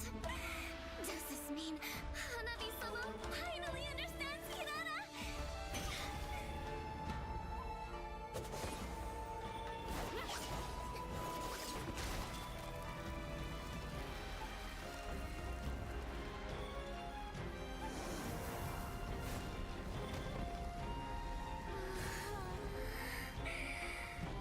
So warm.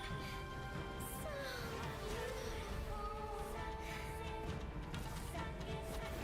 We can finally embrace eternity in hell. Just the two of us. Allow me to release your eternal bloom.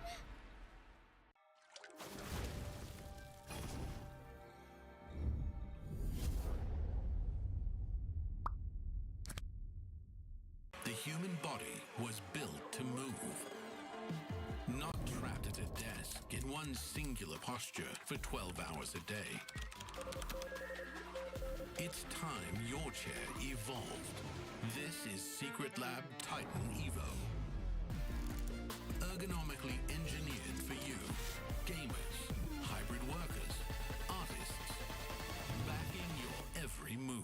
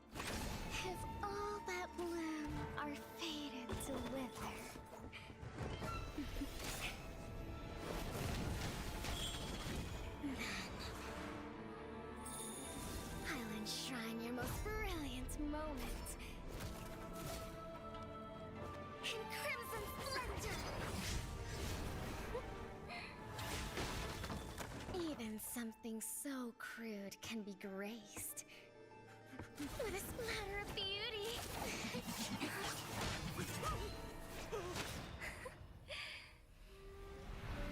I'll get you out! You finally come to me, Hanabi-sama! This madness ends now.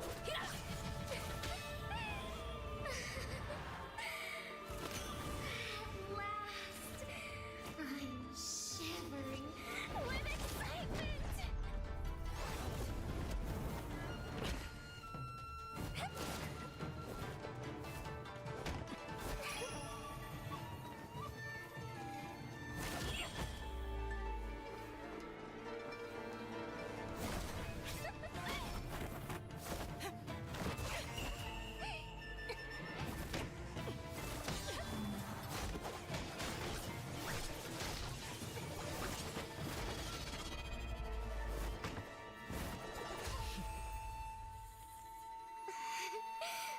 Such killing intent.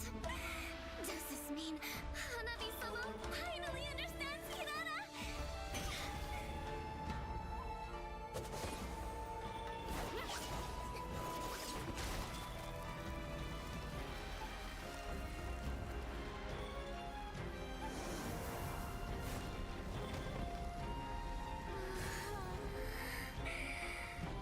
So warm. So beautiful. We can finally embrace eternity in hell. Just the two of us. Allow me to release your eternal bloom.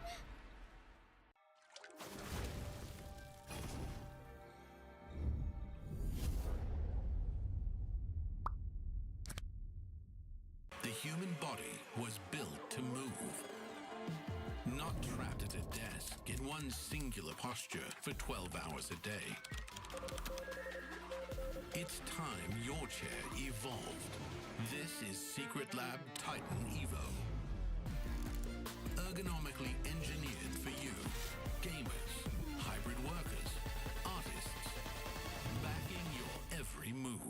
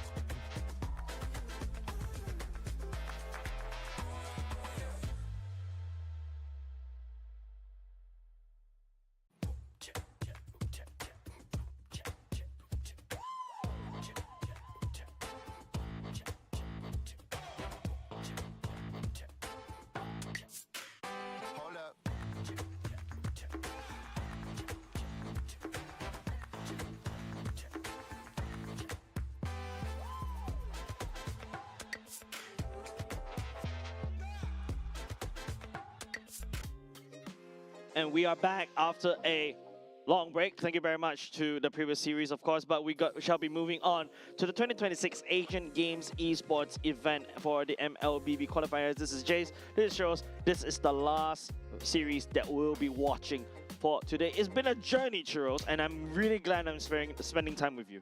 I am also very Don't glad I'm read spending into the time with sarcasm you. in my mouth. But we have come full circle, Yes, Jace. we did. This has been an incredibly long series, especially for Group A. So many teams to battle it out, 8 teams in total.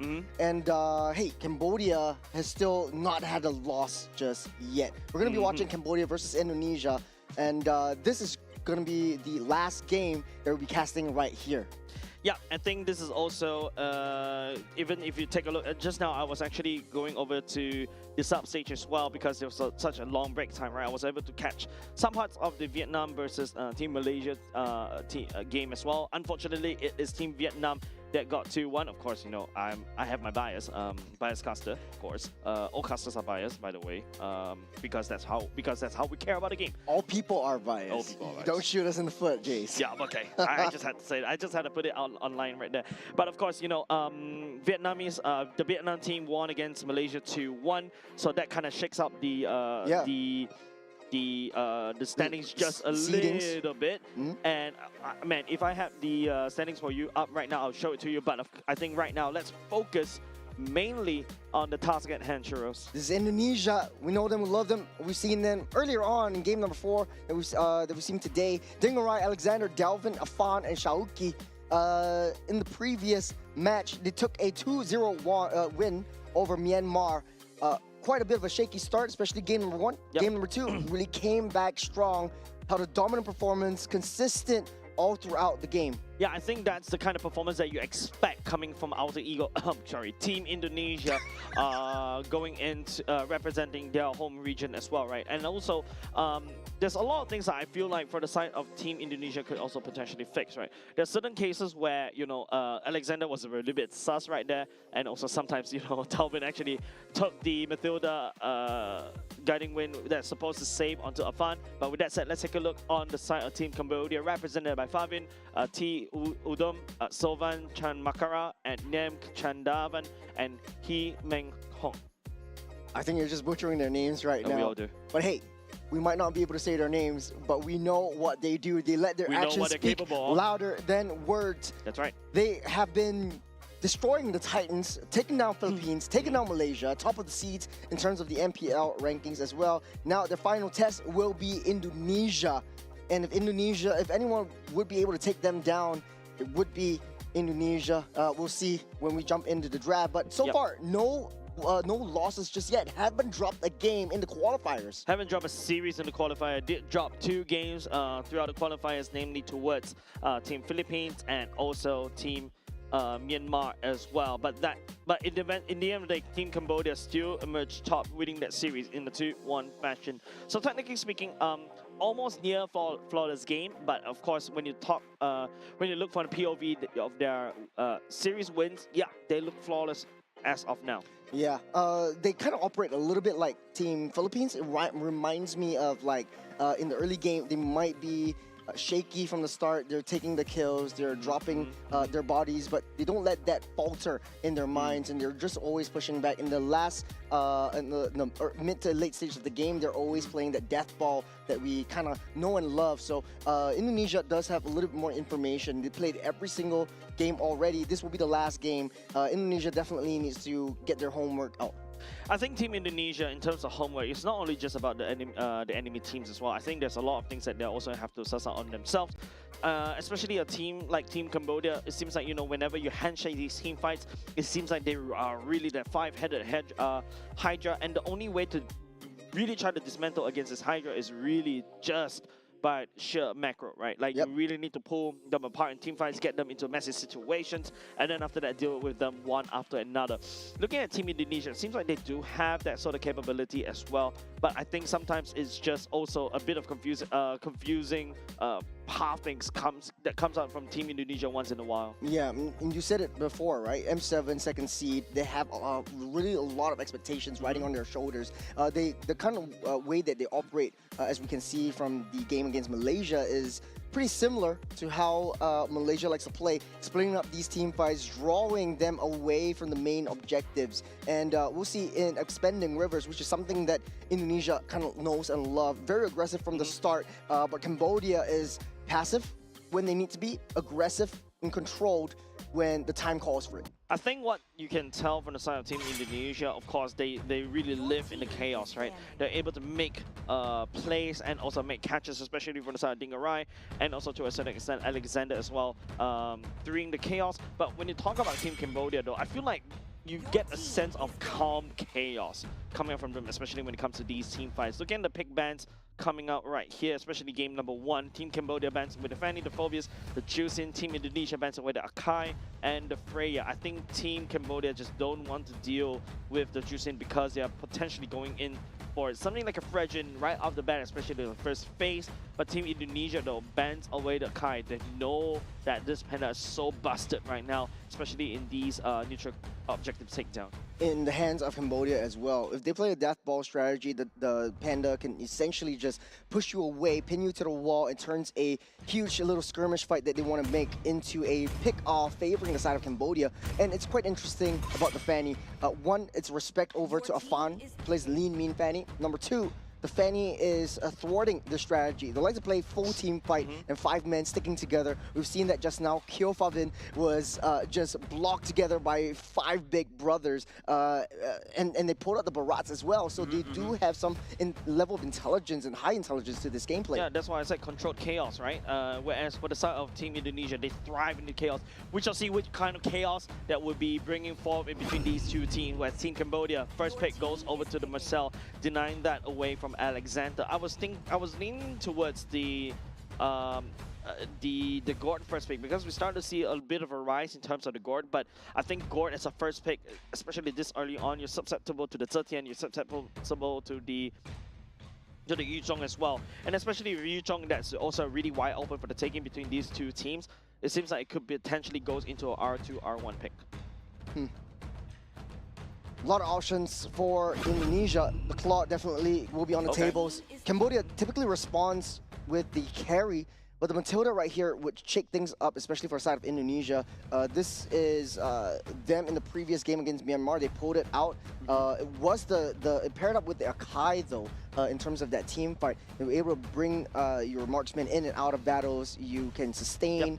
There's a lot of mobility coming around, and it pairs well with Expanding Rivers, which is the map for this game. Definitely, I think the reason why Team Indonesia prioritized the Matilda so early on is just purely because of that Expanding Rivers map. However, Team Cambodia, solid picks coming up already, Arlot and also the Fredrin.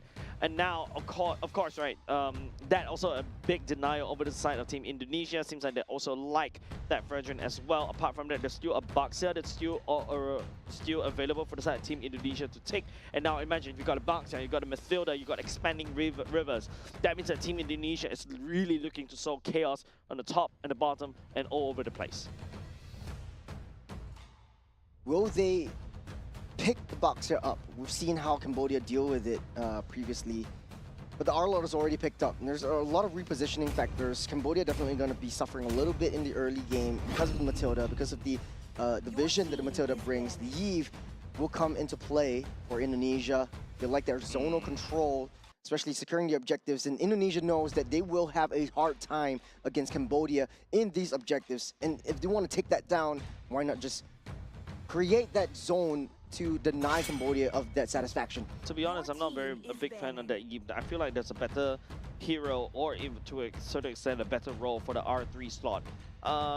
Definitely the Baxia is also the one that I'm kind of voting for. There's also even potential a Leomord that I'm voting for as well for the R3 slot, right? The fact that you are also still the tanky, you are divey, you got the Matilda to help you save the day as well, just in case you got pulled in. You can also dive using the Leomord and just starting wreaking havoc all across the board. Now you're dropping Eve, you're going up against Arlot, you're going up against a Marcel. You're just basically sitting down once you have the real world manipulation.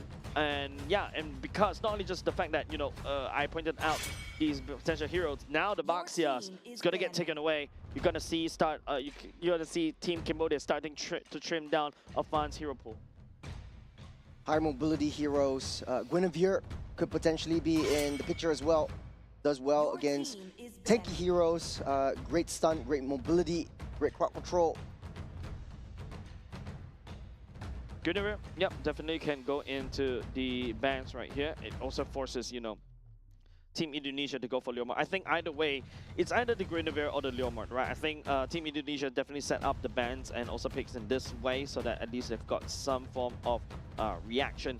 But for the side of Team Cambodia, you're starting to see all these gold laners that starting to dwindle down. You only got, what, Bruno that we've seen so far in the gold lane that could also potentially do. Ooh, okay. I think they've done a little bit of their homework. No jungle. I'm going to pick up the Camilla Carmilla. jungle. Yeah. Yeah, I think it's just like Team Cambodia doing the homework, right? I'm still not convinced by the Carmilla jungle that Team Indonesia did pull off yesterday. And I thought, you know, that was already old news, right? So Team Indonesia probably gonna get away with that one free ban. Cambodia, though, also losing priority over the gold lane without the carry, which worked so well for Keo Favin. But the carry, right? Apparently for the side of Team Indonesia, still not a massive threat, I would say. But of course, even though you're not a super tank, the burst damage coming out from the flying light boost is something that you should be looking out. Ooh, Okay, maybe yep. I take that back. There you go. That's the reason why they ban away the carry, right? The Alice comes into play, and of course to stun lock everybody into this real world manipulation. It also peels for the side of the Eve. At the same time, there's a lot of AoE damage. I think Team Cambodia needs to know what's up, and they need to find a way to stop this. Yeah, what better way to deal with a death ball than sending them to the depths of hell yourself with the Thorn of Ruins. And if Delvin plays his cards or Sharuki plays his cards right, it will be able to create so much havoc for the side of Cambodia. So now Cambodia might be looking for an anti-dive kind of synergy. What kind of heroes would they need in terms of, hey, I want some form of lane priority, I want some form of mobility. We've seen the Moskov, okay, coming up here. Farsa works well with the high rotations down the mid side as well. And a classic artillery versus artillery mage in mid lane. Yeah, this is a very classic lineup coming off on Team Cambodia, right? We've seen this before. Now with the Marcel added to the mix, looking to kind of slow down or basically stop the Yi from laying down the real world manipulation and to a certain extent even the TOR. And the best part is, imagine if the TOR is landed and catching all 5 members, all Marcel has to do, land the golden hour, we wait until the TOR comes back online, and then we start fighting as well. So that's something that potentially Team Cambodia can also do. Team Indonesia though, the jungle is the one that I'm looking at. Now, there's still the Leomord that Team Indonesia could go for, unless I want to try something sneaky. Guinevere as well. Yep. All right. Yep, that would be the best possible option for Indonesia at this point. Set up with the TOR, and then Guinevere follows up with a spatial migration. At least the Alice would be able to buy some time in the major objective takes, which is what Indonesia is fearing based on their lineup. They built up the Yves in order to build the box around the major objective. So you don't want to pour all your eggs into the jungle, trying to split up these team fights. And if you pick up a little more, you have the Barbiel, you need to be able to go into the face of your opponents. Yep, that's it, ladies and gents. We're loading up into game. Team Cambodia going up against Team Indonesia on the Expanding Rivers map. And that's why we need to see a lot more chaos if Team Indonesia want to win. That's where the Strive, that's where the Mazilda comes into play, the Alice comes into play with the TOR, whereas controlled chaos is what Team Cambodia brings onto the table. We shall see as we load up into game number 1. Last game of the Asian Game qualifiers. Indonesia suffered a couple of losses, and this will be one of their biggest tests that they will have so far. Cambodia has taken down 2 of the MPL Titans, Philippines and Malaysia. Indonesia is the only one standing in their way of a perfect 7-game streak. Yep, I think I would say, remember the meme of the Green Reaper knocking on each other's doors? Yep, that is going to be Cambodia. I can imagine that already. Yeah, I mean, you used to be a designer. You know what I'm talking about. You live in memes. I live in memes. Yeah, but you know, like, Team Cambodia, I think this controlled chaos of a roster coming up from this draft can potentially work as well. They've got a lot of ways to disengage. Technically speaking, the Golden Hour is also a way to also anti-dive as well. They also slows down the TOR at the same time. So yeah, pretty excited to see what Team Cambodia has in store. But right now, let's take a look at the whole keys to victory between these 2 teams. I feel like if you want to talk about high octane, high movement gameplay. You gotta have to take that from the side of Team Indonesia. That's where the roster truly shines. But don't expect a lot of kill potential for the side of Team Indonesia right off the bat, right? You're looking at a lot of kill potential maybe along the river instead, because your roaming trio, which is the Guinevere, Yves, and the Mathilda, is the one, especially Yves and the Mathilda, is the one that do most of the damage. Yeah, in the early game though, I think for the side of the Guinevere, that's going to be the orbs. It's going to deal a lot of damage. You have a lot of mobility coming in to the picture as well. We're going to see quite a bit of team fights in the first turtle. I don't doubt that, but when it comes to the late game though, the sustain ability for Indonesia is off the charts. You got the Matilda, you got the Alice, you got a way to get into the battle, you got a way to get out of the battle. So for the Alice itself, this looks like a really fun game for them. I think apart from, you talk about a regen, right? Team Indonesia, this is the roster that relies on, I would say, on Clock and also the Yves to do the bulk of the damage. Guinevere, as technically a tank jungle, does have a decent chunk of damage, but the main role of the Guinevere is to basically hold and knock somebody up, make sure it stays in the air so that real world manipulation and also the Clock can do the damage that's necessary. Whereas if you take a look from the side of Team Cambodia though, they can do hit and run very quickly, right? Marcel can lean in support top and bottom. We know the Fredrin's nutty amount of damage. The far side can also start to burst. So if you want to talk about early game, Team Cambodia feels like they do have that advantage in the early game as well, especially with the Arlot, with the Vengeance attack damage buff. Come to think of it, I think for Cambodia, the biggest Achilles heel that they have is that they don't really have a lot of disengage ability for their side. Guinevere jumps in. I mean, less of the Arlot, because Arlot's going to be taking control of the back line. Yves, once they drop the box, you're going to see Arlot to the face. But then that leaves the rest of the 4 members, and not even the 4 members. Moskov is definitely going to be on the side lanes, clearing the ways, trying to maintain a lane priority for Cambodia. And it's going to be a 3-man battle. In the case of any big skirmishes or big team fights in the later stages, Moskov is definitely going to be joining in. There is some form of range for that.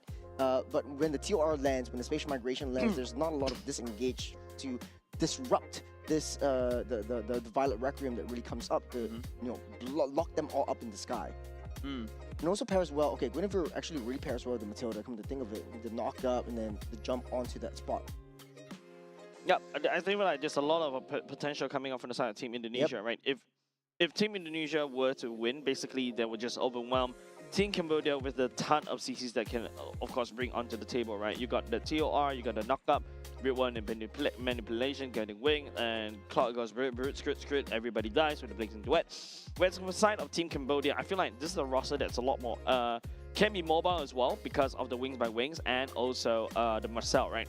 However, Fredrin is a utility jungle, dash, a CC monster as well, looking to knock up and also slow down and maybe, hopefully, combo break. I feel like the whole point of Team Cambodia, especially with this roster with the Marcel and also the Fredrin, is to combo break. You want to break the combo between the spatial migration into a Violet Requiem. You want to break the combo so that the Alice doesn't doesn't go for the TOR, so that at the very least you get a safe passage as well. And then at the same time, you got to get the Moskov up and running as quickly as possible.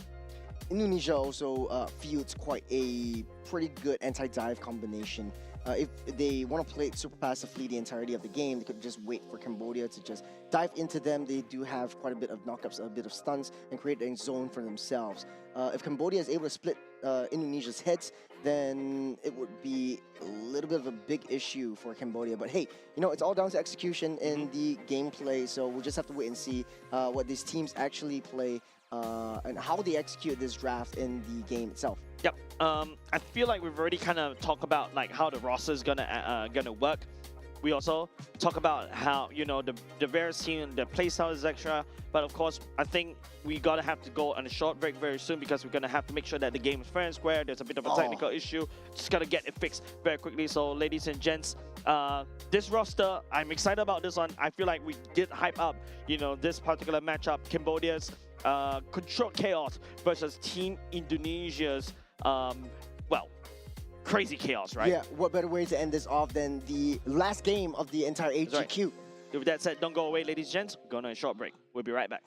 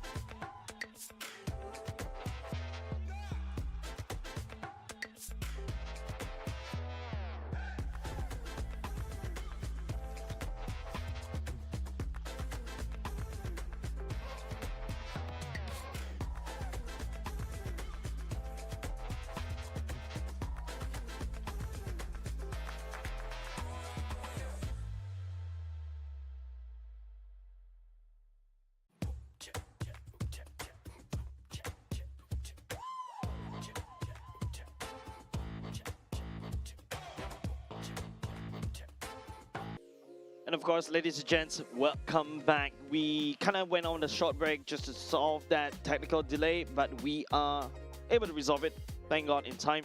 And of course, you know, Team Cambodia going up against Team Indonesia is the game that we're watching currently. We're still in game number 1. And I feel like, yeah, what we mentioned earlier just now, controlled chaos versus crazy chaos that you don't even know what's going on, but somehow they still produce results. This is also a chance for Cambodia as we jump into the match itself to cement itself as one of the top dogs in the Southeast Asian region. And Indonesia is one of the only few countries left, or if not the only country left, that would be able to stop them in their tracks. As we jump into game 1, wasting no time at all for this one. Look, taking a look at the draft, we hypothesized quite a little bit. How is the early game going to work out for Indonesia? I feel like in terms of early game, Delvin and also Alexander alongside Afan should be able to retain. I think the main target for them is to try to kind of resolve the skirmishes coming out from the side of Chamakara and also the Frejin and also T as well, right? But getting the jump onto Tai, able to read that jump very well. Just one more hit away. The flicker already burnt by Delvin, even though he wasn't able to secure the kill onto Tai. Yeah, that's a good flicker, I would say. At this early juncture, there's still you will still be able to get the flicker towards the turtle fight as well. Nice amount of damage coming off on the side of Alexander and Afan onto the Frejin for now for the side of Team Indonesia. But like this is like what I mentioned, right? We expect chaos, and they're like literally able to survive in it, they thrive in it, and they're trying to do it against Team Cambodia. Loads of mobility, right, for Afan. On the Guinevere, you're starting to engage, starting the aggressiveness. You're already taking down one jungle camp or neutral creep from Cambodia, and this is how Indonesia wants to play. Try to push them back, try to deny their approach for as long as they can during the early game, and try to deny that level 4 from all these lanes. I think in terms of level checks, you know, Delvin is still level 3 currently. Of course, you know, there's still one wave that's coming. In terms of who clears a wave quicker, I would say both are kind of equal. But Alexander is still level 2, whereas, you know, T is already going into level 3 already. So that's, I think, a good note to take. It will take a little bit more time, but as the turtle spawns up, time is not on either team's side. Shaoki trying to zone out Tai, giving a little bit more vision. Frejin is not in the range as of now. Shaoki holding on to the TOR. The box drops on top of Shaoki, able to get pulled out. Afan secures that turtle, and Indonesia using that TOR for good measure and getting the flicker out. Yeah, the reason why, you know, Team Cambodia, hold on. Oh, hold on a second. Alexander walked in the wrong bush. Yeah, that's a good first blood coming outside of Team Cambodia, right? This is what we call calm chaos coming outside Team Cambodia. They know that they don't really have the far side for level 4, thus they did not even try to headshake. Mid-side, underneath the turret, the Federal airstrike opens up, securing the kill onto Delvin. Yeah, delayed gratification coming out from inside of Team Cambodia, right? Earlier just now, as I was saying, Team Cambodia knows they have to forfeit the turtle over the side of Team Indonesia because they don't really have the Federal airstrike. If you take a look, the far side is still level 3, right? And almost immediately, it is just on the side of Team Indonesia to try to make a play. So I think, you know, using the flicker, find a slash is the one and the way for them to find some form of consolation prize. And then after that, scale into Sovan picking up that second kill. Indonesia definitely intimidated by the final slash. But then again, losing their grip in the mid lane, though, you have a lot of range from the far side as well with the Federal airstrike and a little bit of an innate stun with their S1, S2 combo. So Indonesia playing on the back foot for now. It's not too far a lead that Cambodia has, but you don't want to make this kind of mistakes. You want to give any free kills over to Cambodia. On the top side, though, Shaoki able to get that orb and get out of the way. You still have Alexander pull for an extra pull if they need to. Interesting movement coming out of the Dinger right. Well, oh, hold on. As the TOR land on top of that Frederick. This is that Razor's Wrath. Locking one down.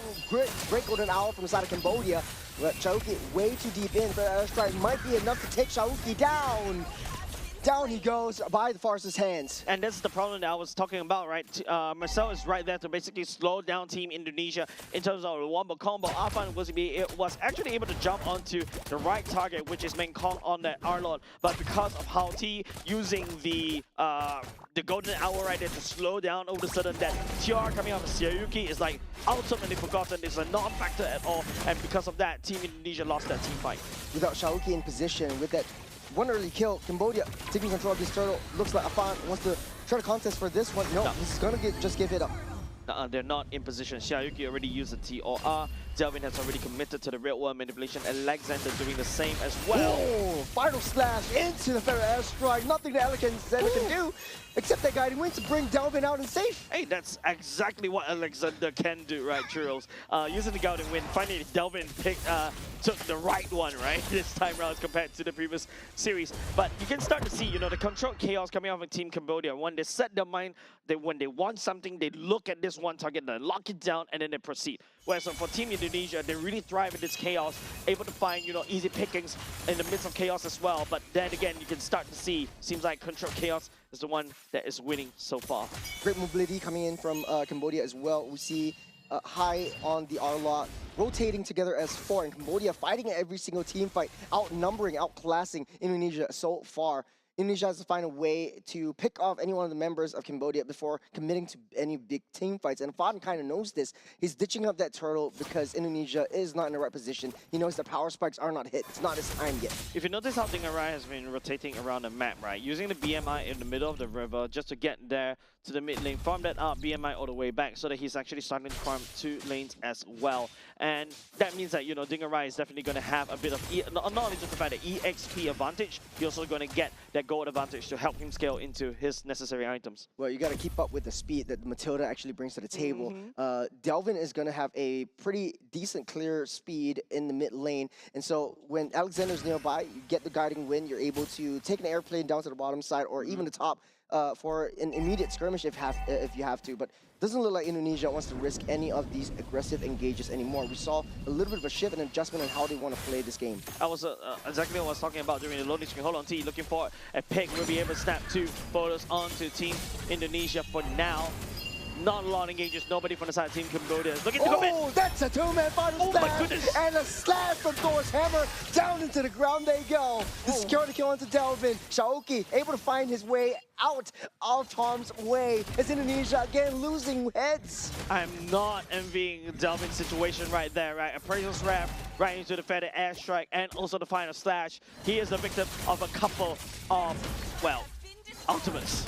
Not only is Cambodia looking for trades, they're sending Moskov and rotating and just converting their lanes up onto the XP side. Take a look at that breakdown. They were not seeing where Arnold was coming. Yeah, and it's just so annoying, right, for the side of Team Indonesia, right? The problem is that Team Cambodia has a lot of killing pressure right from the get-go, whereas from the side of Team Indonesia, their strength lies on their ability to regen over and over again using the Guinevere, using the Atlas, but they need Dingarai to come online as quickly as possible. That's why we noticed Dingarai has been solidly trying to farm bot and also mid as well. But the problem is because they've given so much real estate over the side of Team Cambodia, especially on Mekong on this R-Lot. Yeah, they're starting to lose a lot of real estate, starting to lose a lot of gold pressure, gold from these resources.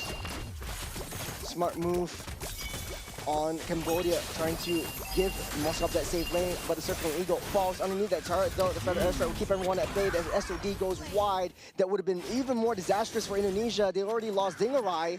They don't want to lose anymore. This is Cambodia saying that, hey, I'm looking to snowball and I am here. And, you know, picking out Dingarai is amazing because that's how you slow down the clock. Don't forget, the clock has been farming on 2 lanes and Kyo was able to catch up. Now with the golden staff already in the pocket, he is now able to crack open not only just mid, but also pick up the items. So far in 8 minutes, ladies and gents, Team Indonesia hasn't secured a single kill. They lost their grip. Indonesia, they had the potential to set the momentum of the game. Afan was already starting the engages. You have Alexander to be able to pull you in and out of safety. But Cambodia just punishing Indonesia for coming and stepping a little bit too close. Kyo just on a farming spree up on the top side. You see him, you blink once and he's up on the bottom. Yep, and especially what I was talking about, right? Like, the Claw definitely still needs a lot more time. It's only like what, 500 gold difference between these 2 gold laners. Still salvageable for the side of Team Indonesia as of yet. But the threat of the final slash, the threat of them on the Appraisal's Wrath is just way too scary for the side of Team Indonesia to handle. We saw Delvin, he was healthy, and the next moment he's just dead.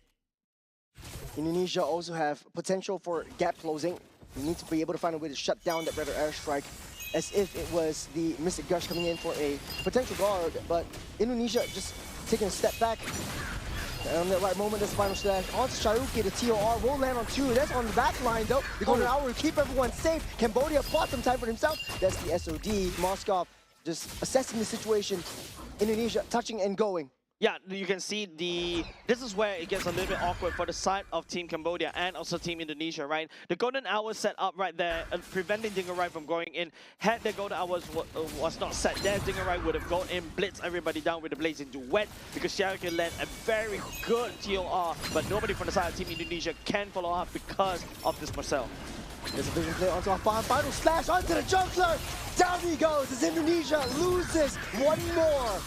Another down for the count as well, and you can see Xiaoyu desperately trying to get out, but get pins against the wall. It's not over yet. They're trying to pull everyone out. Alexander doing everything they can. That's the movement speed. That's the expanding rivers that Cambodia loves so much. That's the gap close. That's another final slash. Alexander forced to use another core resource. Cambodia is leading this game. Such dominant performance all the way from the first minute. Man, Team Cambodia has not suffered a single loss yet. Perfect gameplay as of now. I'm you know, the reason why I don't just say it is because I'm afraid to jinx it, Churros. But I have to admit, 10 minutes mark, no deaths on the side Team Cambodia. What's this?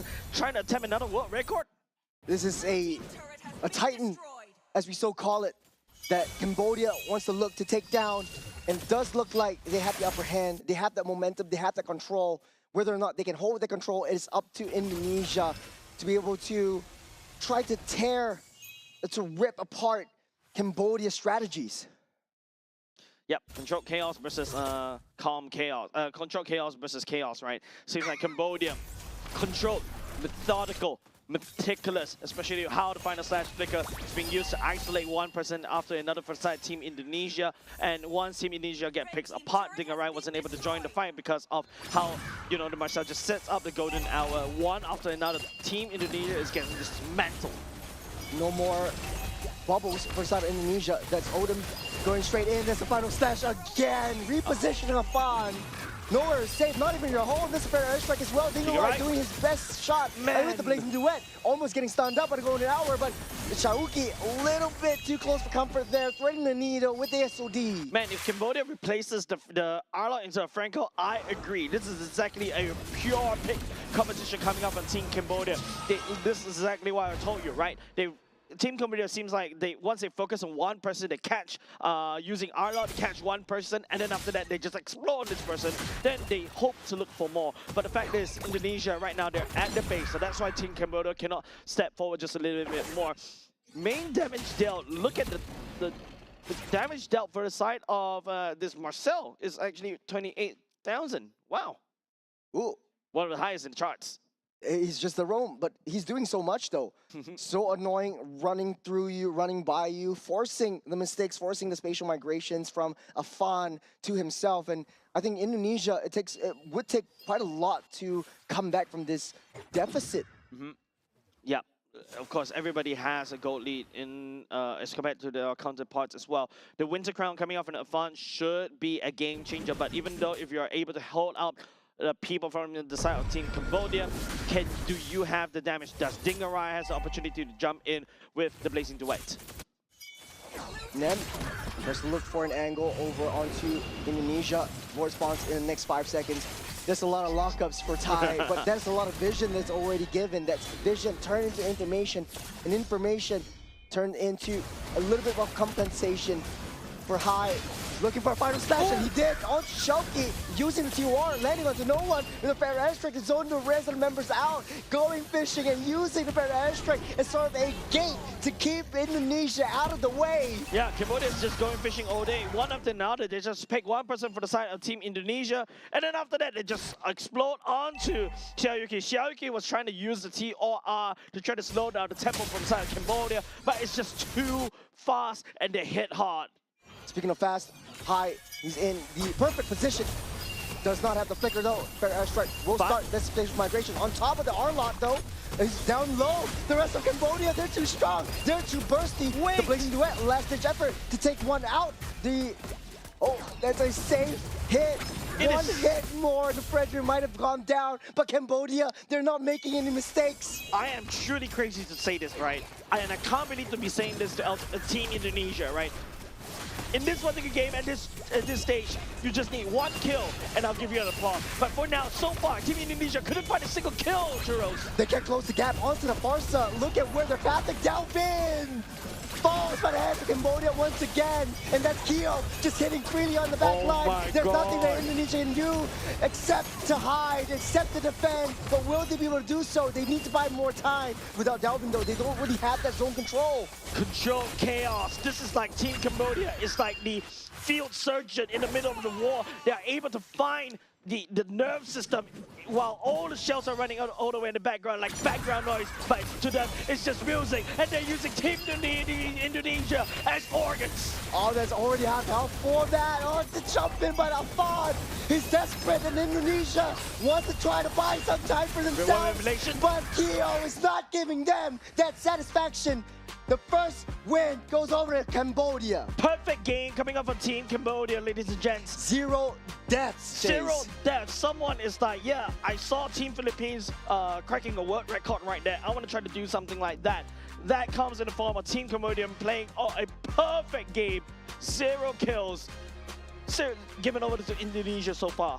No mistakes were made, or mistakes were made, but they were mitigated by Cambodia on the fly. And this is so beautiful for them. They're just one win away from taking the series and really sending a statement, especially to the Philippines, who's currently sitting heavily on the top seed. Philippines already lost to Cambodia.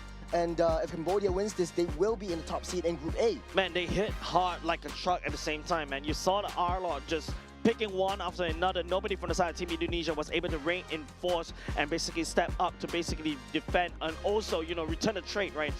This is a clear difference between, you know, I would say Team Philippines, right? Even if Team Cambodia was able to find a pick up onto somebody, Team Philippines will also try to make a play and also get something out of it. But Team Indonesia seems like they're just gonna lie down, take the punishments coming out of Team Cambodia, because this roster, even with Alexander on the midfielder, you're supposed to be able to save the person that got, you know, pulled away by the R-Lord, but seems like the guiding wind wasn't able to guide the people back to safety.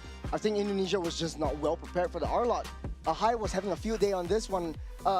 What better MVP of the game? This is Hai, the fisherman.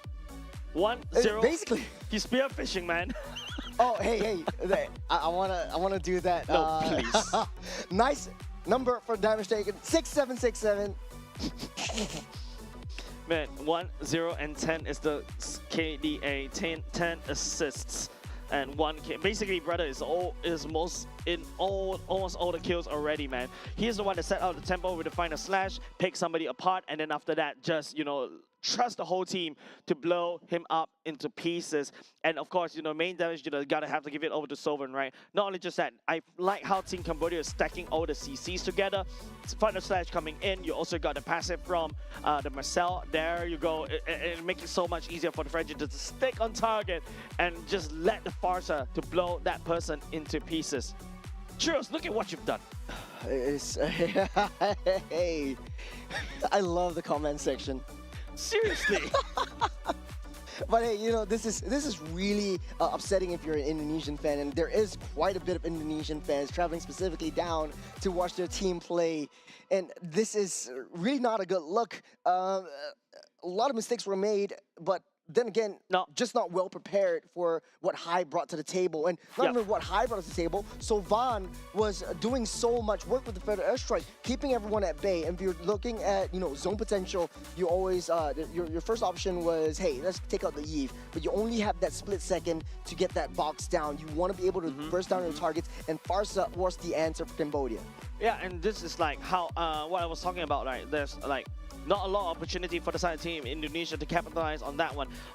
This is, of course, you know, your classical clash composition, right? You go in clash, you want to expect a normal front to back, a real wall manipulation with handshake this gentleman to fight. No, Team Cambodia wanted to play it dirty from the get-go, isolating one person, blow them up to pieces, and then after that, okay, look who's next. Well, no easy way to say this. Everyone else is next for Indonesia. There was nothing that Cambodia couldn't do. They're only saving grace maybe if Alexander was able to pull everyone else to safety, and Indonesia didn't step out their base. They turtle up for at least the next 15 minutes, and they would play a 30-minute game in order for Dingarai to come back, because he didn't have any scraps to pick up. Kyo was just taking everything. They had so much intelligence in terms of the pressing up the waves onto all 3 lanes. Yep, I think there's no fight coming up on the team. Yeah, of course. Gonna start. I had to do it. I had to do it on We saw stream, the man. comments. We saw the 6-7 in the comments, ladies and gents. We saw it. Yeah, look at what you do. Look at what you've done. Look at what Cambodia has done or will be doing. They're one more game away, Jace. One more game away from sending a statement not only to Indonesia, but to all the teams in Southeast Asia on how far Cambodia has come, how far they have grown, and from someone that from a team or a nation that nobody really thinks about twice into someone that has been chopping the heads of titans, the heads of gods. Yeah, I mean, this is a crazy stack, right? By the way, you look very happy for that. Technically speaking, this Cambodia stack is really crazy coming in, right? Like, I think not a lot of people expected this. We have always known that Cambodia is also one of the regions that is really a rising star in the Southeast Asian regions as well, especially. So, of course, expecting a lot of things coming out from them, not only just in Nagoya as well, but also looking forward to their performance in MSC. Now comes the biggest challenge, especially for Cambodia. Will they be able to be consistent with what they've done in game number 1? They have shown quite a bit of intelligence in terms of the drafting. Indonesia as well. I won't count them out just yet. They are one of the top few seeds in the Southeast Asian region as well. A lot of the other regions or other groups are looking up to Indonesia to understand how they play their heroes, what kind of drafts they'll pick up. But hey, it looks like Cambodia is calling the shots on this one. Quite a bit of pocket picks coming up for this region.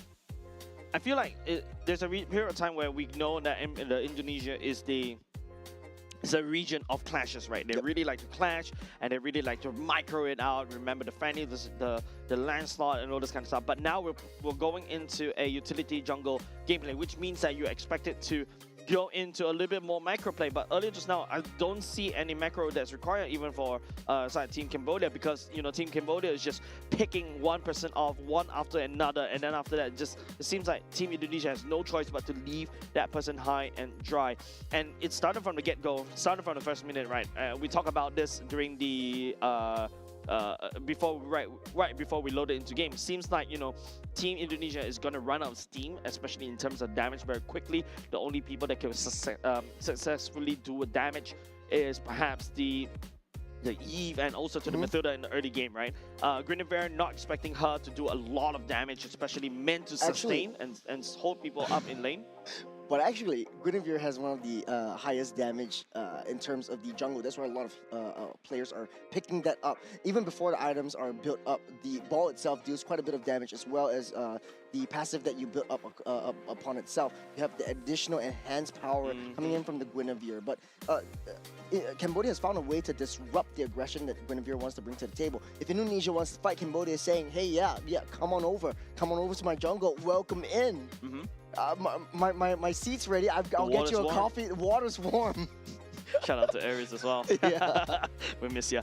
Of course, I don't know what to say much, right? For the side game number 1, it's just a storm. Like, Team Indonesia wasn't able to secure a single kill at all. And it's just a Cambodia game from the get-go, from the start to the finish. And going back on the drawing board, I think, the Guinevere, I feel personally not liking this Guinevere. I feel like it's really forced. I feel like the Leomord, maybe perhaps it's also a better way to deal with this. But the final slash, I think, creates so much havoc, forces the mistakes coming out from Team Indonesia out of position into a team fight they don't want to handle. So Cambodia already showing their cards pretty early on, especially with the R-Law in the hands of High. Quite a bit of adjustments on the side of Indonesia. A respect ban might be coming out from Indonesia. I feel like R-Law ban. To be honest though, the EXP laner for Cambodia has so much versatility. It's as if it was like the as deep as Mekong River. I don't know how deep that is, but You're digging that hole yourself, bro. We saw the Barats.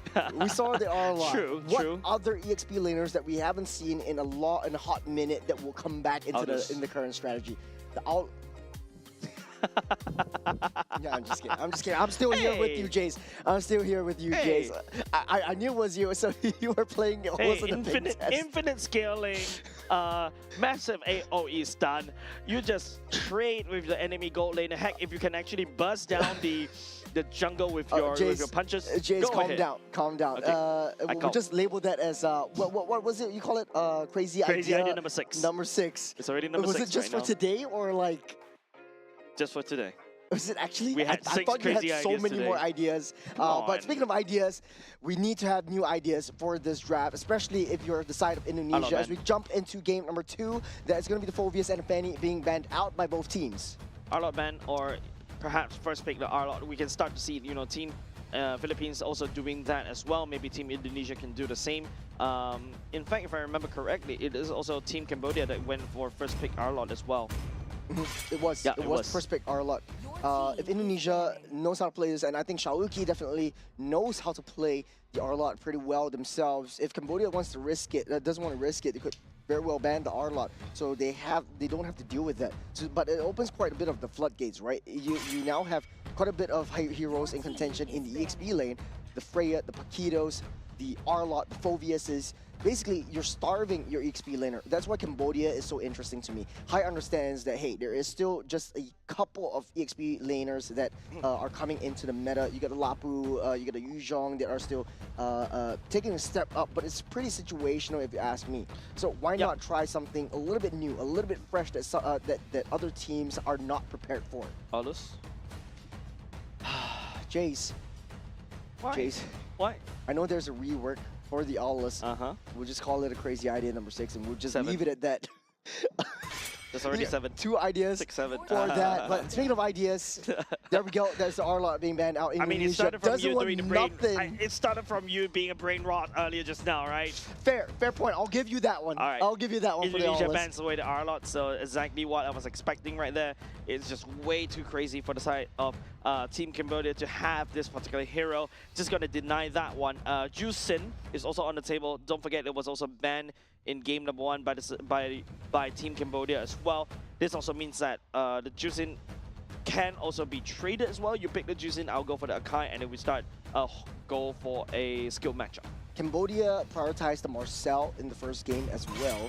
So it will be the Marcel. Okay, yeah, that was what I was thinking. If Indonesia got their hands on Marcel, it could use it for to their detriment, especially since Cambodia likes to play this heavy death ball team fight composition. The Paquito still left on the table, getting leaked out. First picked up by Indonesia. Yeah, Paquito, we saw how powerful the Paquito can be, but it's very coin flippy, right? Like, we've seen how teams was able to use the Paquito in the early game, then after that they forgot what they're supposed to do, right? Like, all of a sudden they stopped going for the flanks, they stopped doing the split pushes. Maybe I'm biased, right? Whelan played a better Paquito. Yeah, I think I'm biased. Paquito is this one of those heroes, but immediately countered by the Akai. Can't believe it slipped through as well. Highly prioritized and a hard counter towards the Paquito. You can't really chain your combos if you're stuck under a wall, can you? Yep. Another way to also think from this draft from the side of Team Cambodia, right? The Claude and Akai pick right here. I think if you're Team Indonesia, lock in the Jusin right off the bat, because rest assured, Team Cambodia would start to ban that Jusin away because of Kai. And there's also a potential carry that Team Indonesia can potentially go for to match the number 1, the scaling potential coming up from the Claude, and also you also deal with the Akai, especially when you shred through HP bars. Well, Indonesia just taking time and sitting through it. It's the Kimi being picked up right here alongside the Baxia. So the Jusin will be still on the table. Cambodia typically would be able to pick up that Jusin themselves. It does well in these team fights, but in order to win the lanes against that Kimi, and Cambodia does really love that mid lane prio themselves. I don't think you want to risk that Jusin. Nope. Just leave it open. Yeah, I think you don't. If you're Team Cambodia now, you don't need to go for the Jusin because already Team Indonesia has selected the Kimi right here. So technically speaking, Kimi can also shred through Akai, and also does a lot of early game damage as well. And of course, speaking about early game, Baxia is getting introduced right here. So the roaming duo at the very least right here from the side of Team Indonesia will do significant amount of damage in the early game, and they can start contesting up, top, and up, down bot as well. If you're Team Cambodia, lock in the EXP, and then after that move on. Okay, fine, Jusin. Okay. They could Sure. still go in for a Juicin. I felt like, okay, maybe even the far side would be a good choice, or the Eve if they want to. At least you have some form of utility. But then I realized that Indonesia still has Paquito. And in one point of time, this Paquito is going to be heavily targeting onto any sitting mages. Maybe technically speaking, the Juicin, right, does have a Crimson Beacon to make a play. It gains additional shields, and you also dash away. For the Paquito, does also provide you some safety, and you hope you land down the Lantern over and over again onto either the Baxia or the Paquito to basically do the damage. Indonesia right now should then look for an anti-dive composition, because for Cambodia, the only thing that can disrupt Indonesia at this point, they have 2 dives already. If they have a Belleric or even an Atlas in their possession, Indonesia would suffer a little bit, especially in the mid to late stage of the game. Harris Band coming up inside Team Cambodia. I think Carry looks like another low-hanging fruit for Team Cambodia to ban away. Team Indonesia looking, I bet you're gonna have to try to lock down onto EXP laners, but there's so many EXP laners that are viable in this patch, or not even in this patch, in the game as well. If you open up fighters, you can scroll through the list of heroes, whereas Gold Lane is just one page. As the Atlas, Your team we're is sussing out. banning. You want to deal with that, especially when you are extremely reliant on that dive. You're extremely reliant on getting up close and personal with Cambodia. So Indonesia doesn't want to test that metal. Belleric would be up next as well. So Cambodia might be able to ban the carry, so Claude would have a pretty decent lane. But Indonesia could very well bring up a Clint. I remember Cambodia suffered, was it Cambodia? I can't remember, but a lot of teams suffered with Clint coming into the picture as well. Yeah, I think the fact is they don't really know how to practice, not say practice, they don't really prepare for the clean for now, but I would agree, like, to a certain extent, right? I was quite surprised that Team Indonesia, Your team Of is course. banning. You'll love it. This is the answer. This is your answer. It's not we really a have crazy 2 idea bans anymore. on Leslie's, but no picks. So why is Your Team team Cambodia is so afraid? picking. But okay, yeah, you should be afraid. You should Leslie be is really afraid. strong. True damage, mhm. infinite scaling potential. Immediately, Okos the Claude, Okos the Juicin. You don't even need to come even remotely close, and that is what Cambodia is scared of. You Yep. still got a Valor in question. That could be a possible next pick target as well. But then they suffer the early pick, Your team is early game damage, insufficient damage. So they go for the Cho instead. I like what Cambodia is. I'm picking out what Cambodia is putting down. Yep. So far so good. Carry, I think that's like what I mentioned. I feel like you replace that Leslie with, I think that would be better. Ban as compared to, you know, Leslie. Carry is a threat over the side of Akai, and also to a certain extent Cho, especially going to later parts of the game. Unless Team Cambodia has something up their sleeves. I was thinking, hey, if they're afraid of this carry that potentially could appear, maybe the Belleric could also work as well. But it seems like, you know, Team Cambodia wants to be the aggressors here. But I'm also still a bit confused on Your why team the is Kimi earlier picking. just now for the side of Team Indonesia, right? The Valentina feels like a low-hanging fruit to be able to pick up. You basically Beyblade battle against Akai, push the Akai away. But it's just only one target for your IMU, which is something that you don't want to risk. You want to have someone that has a reliable kit, and I think the Traction Pulse works really well. Get the Traction Pulse, you send in Baxia, you send in Paquito, and Xiaoqi's definitely going to have a good time. And it kind of brings that range effect into Indonesia's hands. Cambodia, though, their ball is in their court, the EXP lane still up and open. If Team Cambodia wants to play something sneaky, right, the Uranus is also a good idea, right? You drop the Uranus, you just basically force Paquito to punch you in the wall, face as well. Oh, okay. Ruby coming in from the side of Team Cambodia. Another pick composition, right? You can pilot the Ruby to play exactly how the Arlot plays. Harry just still wants to go fishing. He's a fisherman. He wants to go out to sea. He wants to be able to hook someone in. Yeah, and but I then think why not Franco in the XP lane? no, Blade don't worry that about has that the steez. crazy idea number 8. Number 8, that's Yeah, right. we'll try to hit 10 by the end of the night. But yeah, hey, I will. what we will see by the end of the night is a winner for this one. Cambodia 1 win away from solidifying themselves as the nation that cannot be swept. Team Cambodia. Coming from game number 1, must be feeling good. It was a perfect game. 12-0. We'll see whether they can repeat that feat once again. If not, that's gonna be really a big problem for the side of Team Indonesia. 5 seconds. Well, till ladies the and gentlemen, enemy this is reaches game the number battlefield. 2. It's Smash underway. It's lights out and away we go. All troops In deployed. Indonesia, starting off in the blue, Cambodia on the red, but this time changes has been made, especially for Indonesia. They need to be able to redeem themselves from the first game. Quite a bit of mistakes that they've made, or, you know, Cambodia preventing themselves from making that mistakes. I think at the very least this time around, Team Indonesia does pack a lot more damage and also the heal. Alexander already popping on Revitalize. Ty taking a lot of hits, Dalvin on that backside, dealing the damage, dealing the follow through, and Indonesia still able to push them back. Keo still dominating the lane down the bottom side. Yep. Shayuki, working on the enemy Vito right there, just to kind of show who's boss. But you can see like a lot more aggression coming out from Team Indonesia though, but I want to see a little bit more control coming out from Team Indonesia. Team Cambodia, on the other hand, this is a roster, or at the very least, in the early game, we did not expect them to do a lot of damage compared to Team Indonesia. But that's the aggression, the counter aggression from Nem. Look at where Nem is, down in purple buff. He knows that he doesn't have that retribution. He wants to contest for this one. Cambodia making beeline towards the purple buff. Shauki is right there. Nem goes over the wall. He is safe for now, but first blood over to Delvin. That's the punish, that's the pullback though. Alexander might be in the spot of bother. The Cambodia will not be able to finish. Delvin laying down the damage from afar, picking our first blood for himself. I don't know whether this is worth it for the side of Team Cambodia, but Akai... Team Akai. Team Akai, right, of course, sorry about that. Level 3 though, was able to be secured by the side of Akai this early on, with the fact that you've got the Afan a little bit slower in terms of EXP, but giving a kill over to Delvin, I'm not too sure whether that's a good idea. I think Nem was a little bit playing a little bit too far ahead from the rest of the team. I think he had the right idea. He knew that Afan didn't have the retribution, so he wanted to counter re-engage on that front. Now Afan rolling over the deep. Afan steals it up. Indonesia picks up that turtle. Then spin as a counter re-engage. Cambodia knew they came in a little bit too close, but that's the charge, and that's the kill. Shauki taking control, taking out that Ruby. Early game priority, Team Indonesia was not happy about the results of that game earlier. They reset the mental and they're back into that game.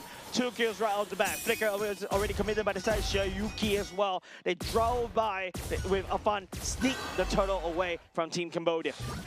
Indonesia, a lot of signs of life, a lot of adjustments has been made, a lot of locker room talks, and they are all waking up this time around. Take a look at this fight. Afan just rolled over the deep, and there's no one there to stop him. And I don't think, you know, Team Cambodia is also ready at all. The heavy spin came in a little bit too late, of course.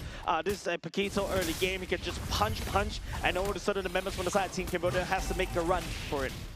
Indonesia playing fire, fight, fire. If Cambodia wants to go for a death ball team fight, Indonesia's gonna do the same. As long as Kimi's safe and sound and protected by 3 beefy boys, she's just gonna do that damage, and Delvin will have a good day, a good time. It's gonna get that follow through.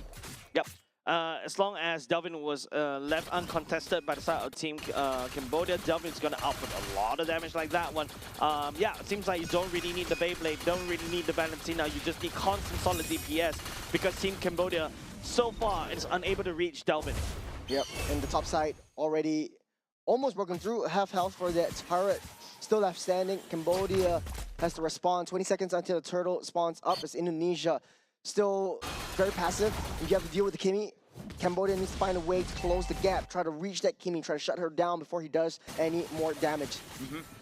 Standard emblem so far for everybody. Agree what they're packing into this particular fight. Of course, this match point for the side of Team Cambodia. So far, Team Indonesia is working very well. That's the collapse, that's the relation. Underneath the turret he goes. That is the heavy spin, locking Afan to the wall. But he managed to get out. That is the frame-by-frame moment, but won't be enough. He went a little bit too deep, so greedy. There's a Kai. Alexander will be the next to fall. There's the punish, there's the price to pay. But Indonesia, so worth it. You took down the Kai and took down Odom. Worth it, man. Really super worth it. Afan luckily does have the does not have the retry.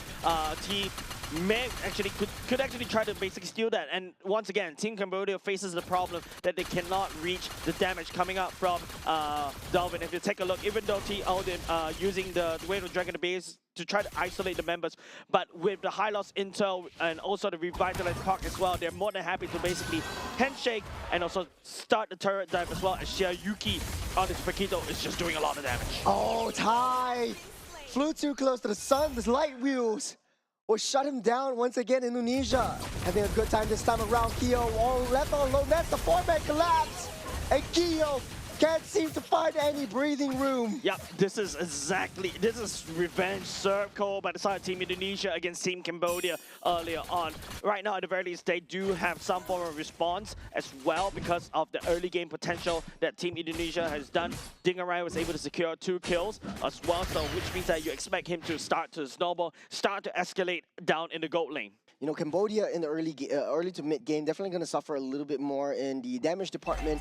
They have quite a bit of crowd control, but if Indonesia keeps on doing what they're doing, they're pushing through, they're ramping up the momentum, shifting into high gears. Cambodia not even having time to breathe, no one to protect that bottom side. High immediately shut down as well. Flanks coming in from all angles. Then maybe Indonesia would be able to stomp through to Cambodia, but I wouldn't count Cambodia off just yet. They have been in this sticky situations before. The Glorious Pathway is such a good ability for the side of Team Indonesia right now, right? Because you can drag the Kimi along with you, and then after that land down the damage. Ooh, it's a double stun, but Sovan should be fine for now. Yep, still not too shabby either, but of course when you talk about later parts of the game, Dingarai will scale out of control, and now with Team Cambodia starting losing a lot of resources around the turtle themselves. Flicker already committed by Shiayuki. Still able to get out safe though. I'm offended also used up. Indonesia looking for advantages all across that map. Turtle just easily taken down by Indonesia. No contest by Cambodia on the top side though. High taking a lot of damage, and typically you want to run that Ruby, okay? Trying to block off that escape route. That's going to be the Crimson Beacon. Trying to pull that Kimi up to safety. The jetpack will get him out and alive. The flicker already used up. Shiayuki also used up all the combos. It's a major combo coming in. High delays inevitable doom, and so does Nem, as both fall by the hands of Indonesia once again, giving up this free and easy kills over to Indonesia. 5k gold lead in the 7-minute mark. Delvin playing a perfect game. Shiayuki as well. The punches coming in is actually slowing down Haiming Kong, right? Haiming Kong is a Ruby that relies on the constant amount of skills to be able to be that pseudo tank. But if you're constantly CCing with the Law and Order, Afan clashing onto him, and also the Immobilize coming off, and Delvin Shiayuki is more than happy to just punch him down to the ground even before she could actually regen. It's that, and also it's a blue side buff, Jace. Whenever teams play in the blue side, you always have a great time. You're just look at this instant replay. You're just taking one after another. No one is just shutting Delvin down. No one's controlling this Kimi.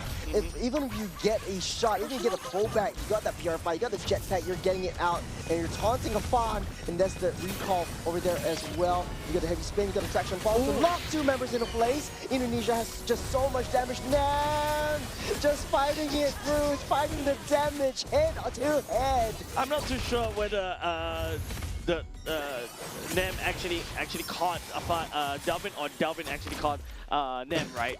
Delvin literally melt down the Akai as the heavy spin ongoing, right? Even though it's pushed, and now it's going to be the Claw. Hopefully he's able to do some damage. Will not be able to find anything though. The Justice was built, his attack speed is not as high. It's so valuable towards the side of Indonesia. Now that the Claw is still in the early stages, doesn't have the core items already built up yet. It's not too much of a threat to Indonesia, but Dingarai is to Cambodia. Dingarai is clean up bottom lane turret, right? Well, Team Cambodia is too busy with the full 4-man for the side of Team Indonesia. But hold on a second, Lord. A bunch right here, the heavy spin.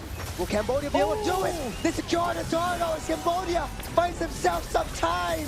There is a sliver of hope. The Crimson Beacon will pull back. Kyo just free hitting on the back side. They took Delvin down. Cambodia They're fighting back. Yeah, at the very least, this is a time where, you know, Team Indonesia is starting to lose the priority. Dingarai earlier just now was getting hammered down by that Juicing. The Juicing came in, swooped in with the Crimson Beacon. This is it. This is now. It is support for the side of the Kai. And then after that, just steal the Lord away.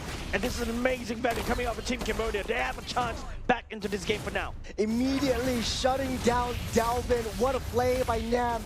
He knows he's down. He knows he had that one job, and he did it. Taking a look at the replay, coming in the right time, pushing everyone back. Afan was so busy handled by Ty. Yeah, and look at the Crimson Beacon in the nick of time, and also, unfortunately, they don't really need the Blazing Duet at all because it is just Juicing being annoying, right? Dingarai and also Dalvin is the unfortunate targets from the side. Team Cambodia earlier just now, once these two are down, Team Indonesia ran out of steam, not enough damage, and then after that they just got hammered on. Afan will start the charge. Distraction pulse, pulling the Kai back. The Immobilize will come through. Red carpet will block everyone into escape. There's Ty taken down. Dingarai, Jane for a double. Dingarai is there with the damage. Dalvin will take down another. 3 members down for Cambodia. The punish will come through. Indonesia will not let that Lord slip up slide. Yeah, that's okay coming outside of Team Indonesia. At the very least, they recover from that small little mistake. And then after that, they return the favor twice fold back into Team Cambodia. 3 members from the side down as well. And now they may be looking to pop the holy defense. Cambodia still the front line. Not as front line anymore. Indonesia still has a lot of damage, a lot of penetration. It takes a lot for Nam to stay at least 2 seconds. Take a look at the replay. It's just a split fight, Jace. It is, I think the fact is, it's just so hard for the side of Team Cambodia to actually activate the Ruby. Don't forget, in this particular patch, Ruby did receive a massive damage boost. And I think that was the main Ruby damage that was able to allow Team Cambodia to win this fight. And then after that, Sovan goes all the way in with the Crimson Beacon to basically clean up shop. With that one decision that Nam made in the early game, the aggression that he wanted to bring out just because Indonesia invaded his jungle. They're playing on the back foot, but Cambodia still has that light. They stole that Lord. They had a pretty mental play that Indonesia doesn't want to let slide. So will they be able to repeat that? I think it's all about positioning coming up from the Ruby, right? And also Team Indonesia, I think they need to split up Delvin and also Dingarai as much as possible. Top side. Afan starting to charge as the arm offended. Over onto the box, yeah. Getting popped back. The rest of the charge immediately melted down. Ty cannot withstand the damage coming in from the Kimmy and the carry, both. I'm not a big fan of that Ruby hook, but I'm offended by the way Team Cambodia hooked in Afan, thinking that he's actually burstable by the side of Team Team Cambodia. But no, Afan is still relevant in this particular patch, particular time, right? Level 14, and I think it's all Delvin's doing a lot of damage to the Kai. Down low, the Ruby immediately melted. Afan wants to lead the charge. The Lantern will land and pull someone up. There's a UFO, but Indonesia, they want to stay disciplined. They're still just waiting for that Lord. Yep, Team Indonesia right here. Perfect game in the early game, earlier on just now. And then after that, they got that 8K goalie in the pockets. And of course, you know, Delvin is just way too huge right now. Concentrated energy to make sure they stay. Almost taking down Dingarai though. Sovan with a pretty good play, but no follow-up from Cambodia. Distraction pulse will pull Nam into place once again. Taking a lot of damage. A lot of penetration coming in from just that Kimmy. Taking down that turret as well. The pushback onto Alexander. So no more high loss for this team fight. They're going up next. He's down way too deep. Ty falls again. Carry just way too strong, melting everyone down. Head to after another, one after another falls. Cambodia can't keep their castle alive. They managed to hold on as much as they can around the mid, but it's a little bit too much damage coming off inside Team Indonesia to pick up a good consolation prize in the form of Alexander. Siayuki come in, punch the turret, and then after that he bucks out. Base almost barren at the very least. Cambodia still save that T3 up on that top side. Yeah, if you notice how the team fight is going in, T is unable to find the pickoff, and after that, once the Dingarai is just there, that kick makes him a little more safer. The members from the side Team Cambodia wasn't able to follow up. Still, the problem is in Delvin. Delvin is just free hitting from the back line. Nobody from the side Team Cambodia was able to collapse onto him. I think it's about the Ruby. Hopefully the Ruby was able to just, you know, land on a flicker, I'm offender onto Delvin, and then after that, just find a catch and then burst him down. Lord's pathway, just to push Cambodia back. Intimidation factor, intimidation tool by Indonesia. So far ahead, 10K gold lead, Jays. How can Cambodia claw their way back up? What is the play that they're looking for? In Indonesia, it seems like they're pulling them into the jungle. Yeah, I think just Team Cambodia, I think just stay at base, right? I think that's the only way to do it. Focus on the wave clear, use the juice in the wave clear, and also hopefully Pavin as well. Main Kong, on the other hand, I think hook somebody right into the turret. I think they need to try to play pickup the same strategy they did in game number 1. I heard a concede play. Yeah, they're going straight for Kyo. Doesn't have the BMI out of the way. He will be the next target, though. The heavy spin will push Delvin into position. Delvin does not have enough damage. That Kai bought a little bit of time for Cambodia to stay out safe, but the damage will not come through, though. They're suffering a little bit, Jays. Yeah, Delvin is just outputting so much damage. The shred onto the Akai. The Akai can only do the heavy spin and try to isolate and try to push him to the wall. But unfortunately, that means that, you know, Team Cambodia wasn't able to reach towards this Kimi as well, because nobody from the side of Cambodia is ready to basically start the fight, right? Kyo is too busy defending the base at the same time, and also, you know, Meng Kong on this Ruby is unable to contribute much. He's mostly like a utility right now. Afan tries to zone everyone back out. The red carpet already laid down by Alexander as well. There's so much damage onto the Kai. Man cannot risk this Lord take. Yama Bandit lands onto Alexander, pulling him in close. But look at that flank. You got Shaoki on the backside. T looking for an angle, trying to find Dinger right. The Lord is getting busted down. No way for the side Team Cambodia to go on in. That's the trigger. That's the pull. The wind of nature already popped up. There's a pull back on Shaoki. Stay too close to the sun. The immortality also popped up. Glorious pathway pulling everyone in. There's the Yama Bandit as well. Down goes Ruby. The next member of the fall. Hold them a little bit too close. They can't hold it on. As Cambodia back on the defense though. Blazing Duet, last ditch effort. This is it. Indonesia will secure game number 2. Man, Delvin ends off the game in a convincing maniac. What a play coming out of Team Indonesia, because the members from the side Cambodia just couldn't hold on. They couldn't find onto Kimi. Kimi's positioning is so far back. It's very hard for them to find a catch onto Delvin. Great play by Indonesia. Honestly, I think that was a huge redemption from game number 1. Even though they had no kills, in the second game, they really came back strong. And I told you about this, and we talked about the entirety of Group A. It's all about adjustments, readjustments, understanding your opponents, and learning very deeply how do you want to engage every single one of the team fights. So, hey, you know, the dream to take down the God Slayers, Cambodia, is still awake for Indonesia. Well, the Sleeping Beast finally woke up in game number 2, right? Delivering a convincing win at the very least. Because I would say the EXP lane was a little bit sus, right? Yes, you're expecting the Ruby to do some form of damage, do some form of hook, but the rest of the members of the side Team Cambodia couldn't couldn't do anything, right? You hook onto a Kimi, the Kimi could just fly away very quickly, and or even better, drop the Stallion Pulse and also the ultimate at the same time. All of a sudden you couldn't run anywhere anymore, and then after that you just kite backwards, right? But then again, you know, MVP goes over to this Kimi. Delvin was free hitting from back, 10, 1, and 10. 93k damage dealt with 87 kill participation. She was all over the game, or Delvin was basically all over the map as well. Hijume basically doing so much work through the entirety of this game. There was no one from Cambodia that could answer the call that Delvin that Delvin wanted to bring into this fight. And she's always staying all the way at the backside. There is no gap closer, no answer from Cambodia, and I think the play that shot Cambodia in their own foot was that Akai went into the aggressor right from the second minute of the game before the turtle spawned up. Once they lose that objective, once they lost their rotations in that front, they lost the turtle and they lost a lot of the advantages that they got over Indonesia. Yeah, I think the Ruby pick was a little bit sus. I would say I feel like this is a time where Team Cambodia may be trying to experimenting on, because on paper Ruby got a major damage buff. Right now the Ruby does a lot of damage. You saw it in one of the team fights where Team Cambodia was able to hook the squishies and then stun lock the permanently for the side Delvin and also Dingarai, and then after that Sylvan just go in with the clean up. But unfortunately that's the only time we see the Ruby go in. Apart from that, I would say, like what I mentioned, crazy idea number 9, right? Other EXPs are better than the Ruby for now in this particular server. It's just too easy to take down. 8 kills to Hai, who had such a great game with the R-Lot in the previous run.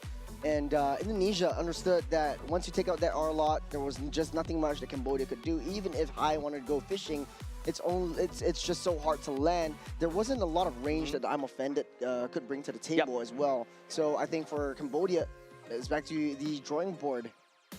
Yeah, I think the more important thing is, yeah, you're right. The Ruby, it's kind of too focused on, using the flicker and then you pull the members all the way back, right? But maybe instead of doing that, use the flicker, I'm offended to pull back, and then after that, just find the damage onto the side of Team Indonesia. Well, adjustments need to be made, not only for Cambodia, for both teams. Now that Indonesia showed their cards, it's all on Cambodia to readjust back into the meta, and for Indonesia to find out exactly what Cambodia wants to do. Yeah, with that said, don't go away, ladies and gents. We're going to go on short break. Game number 3 between these two teams will be coming up right next.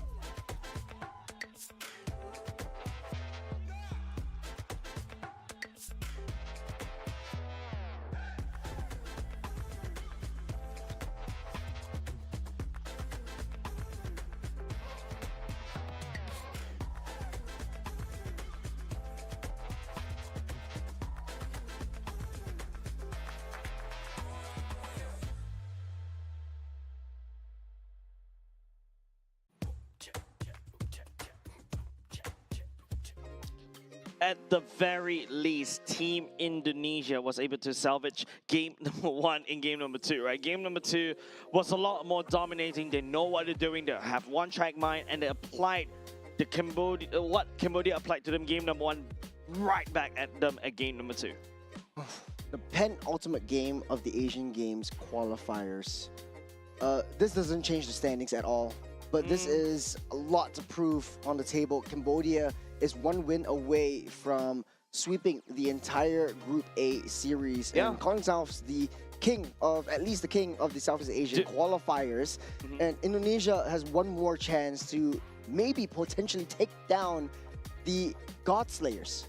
Yeah, but if you look at the the season's the group stages results, right? So far, Team Cambodia has won against Philippines, Malaysia, Laos, Vietnam, Singapore, Myanmar. Man, it's just almost a clean sweep in terms of series. But of course, in terms of game, they dropped 1 just now. They dropped 1 to the Philippines and also Vietnam. But hey, this looks really great on the report card. It's something that you can show mom. Definitely. And probably wouldn't want to show mom. Your report card? Yeah, but boy. anyways, you know, in this case, a final game, a lot of adjustments need to be made. I think Cambodia in game number 2, testing and experimenting on the Ruby pick. We saw that earlier on in the Central Asia games that we've seen just now. Didn't really work out well then. Didn't really work out well in Southeast Asia. Yeah, so I think Ruby is still a work in progress kind of thing, right? I feel like on paper, it looks very promising, right? The amount of damage that you can do is like, yeah, quite a significant amount, right? Like the game actually just buff out her numbers, kind of reduce her survivability because a little bit, but she gains a lot of health regen, not say health regen, lifesteal, all the way down to when she's down for the health, right? So I think a lot of teams are experimenting, looking at it to look to be that bursty Ruby, right? But I think a gap closer, Yuzhong on that second game wasn't banned at all. Cambodia would work very well with the Yuzhong, but I guess Hai just wants to be the fisherman for this game. But 1 more draft that they have to go through. Hopefully they change things up, or hopefully it remains the same as they did in game number 1. For Indonesia, though, they're looking hella good. They have woken up. Maybe they had a little bit of a break before that. They played a couple of games today as well, and hopefully this would be a answer and a statement for all the doubters out there. Yeah, I think, like, you know, as we also look at the comment section, right, we also do watch the comment section because why not? Oh, no, it's only you, Jays. I try to stay away actively from the comment section. But hey, yes, I understand what you're saying. Yeah. I do understand what you're saying. The first game definitely was a blowout in Indonesia. Not a good look for them. Broken Walls this time round for game number 3, the last game. I assure you, this is the last game that we have for you in the 2026 Asian Games Esports events MLBB qualifiers. Technically speaking, the roster has been set, who's going over to Nagoya. Technically speaking, not a lot of stakes already, but of course, what's at stake here is your national pride. And of course, you know, dropping the match over to Team Cambodia is also something that they need to be paying attention about. Yep. On the blue side, it will be Indonesia. On the blue, you got Phobias, Arla, and the Marcel band. On Cambodia, on the red, a little bit of a ban on the Fanny, Freya as well. I think a big issue for Cambodia itself is the Pakido. Hopefully they take that out of the game. Indonesia definitely understands that, hey, I don't want to deal with the R-Lot anymore. There's quite a bit of issues with the R-Lot coming into the picture. And hey, I just don't want to get that forced reposition. The Pakido is banned out, so it is a pretty brand new draft for both teams this round. Yep, at least Arla is already gone and Marcel is already gone. First pick coming out on the blue side is going to be the Clone. We're going to do a very quick reset of the API very soon, and after that give you, because to be honest, it's a little bit interesting, right? And not too sure which side is which, right? Because if you notice that Cambodia flag is on the left-hand side, but it is a Team Indonesia one. So we're gonna do a quick reset. At least from there, we have a better sensing on, at the very least, what's going on. But in terms of the bans, I think at the very least we can cover the bans, right? Because these are heroes that you will not see anymore. The Phobias, the Arlot, the Marcel, and then after that you got the Paquito, Freya, and Fanny. Common suspects as of now, just accept the fact that, you know, the Arlot and also the Paquito got removed. So question for this game is get closers are definitely going to be a very high contention rate for Okay. both these two teams. And speaking of gap closers, Cambodia are going to solidify the Baxia, not going to try the Akai once again. Carry going to be picked up back in the hands of Keo, who did a pretty awesome game in the previous game against Malaysia this afternoon. Indonesia going to pick up the Chusin and Akai for themselves. And it kind of seems like, hey, even though there's blue side and Akai usually is that R2 pick, you're seeing it in the B3. Carry pick, like what you mentioned. Very prioritized, right? Kyo seems like he's been playing a lot of carry in for today as well, whenever we see them on stream. For the side of Baxia, of course, you know, high octane gameplay, that's why not. Juicing being secure by the side of Team Indonesia is absolutely awesome. Yep. It counters against what?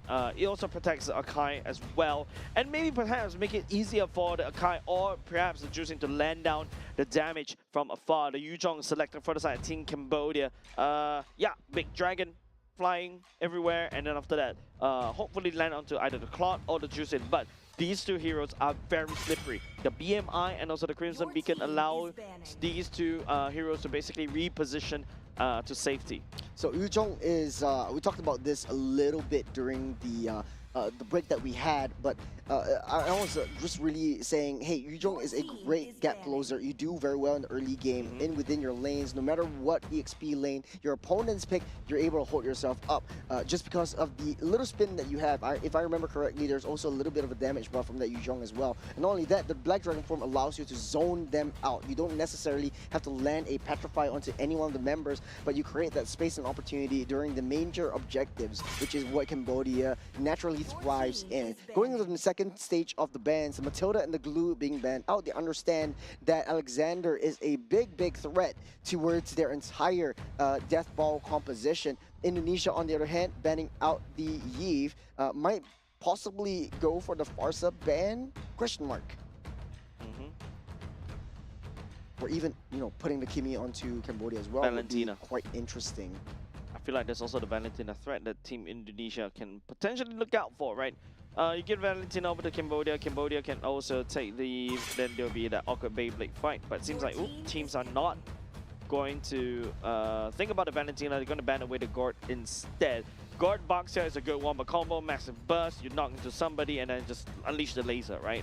And then after that, just let it rip, right? But also, you also got burst potential coming out from the carry as well. So yeah, I think that's a okay ban coming out from Team Indonesia. I feel like, of course, this is a slot for the...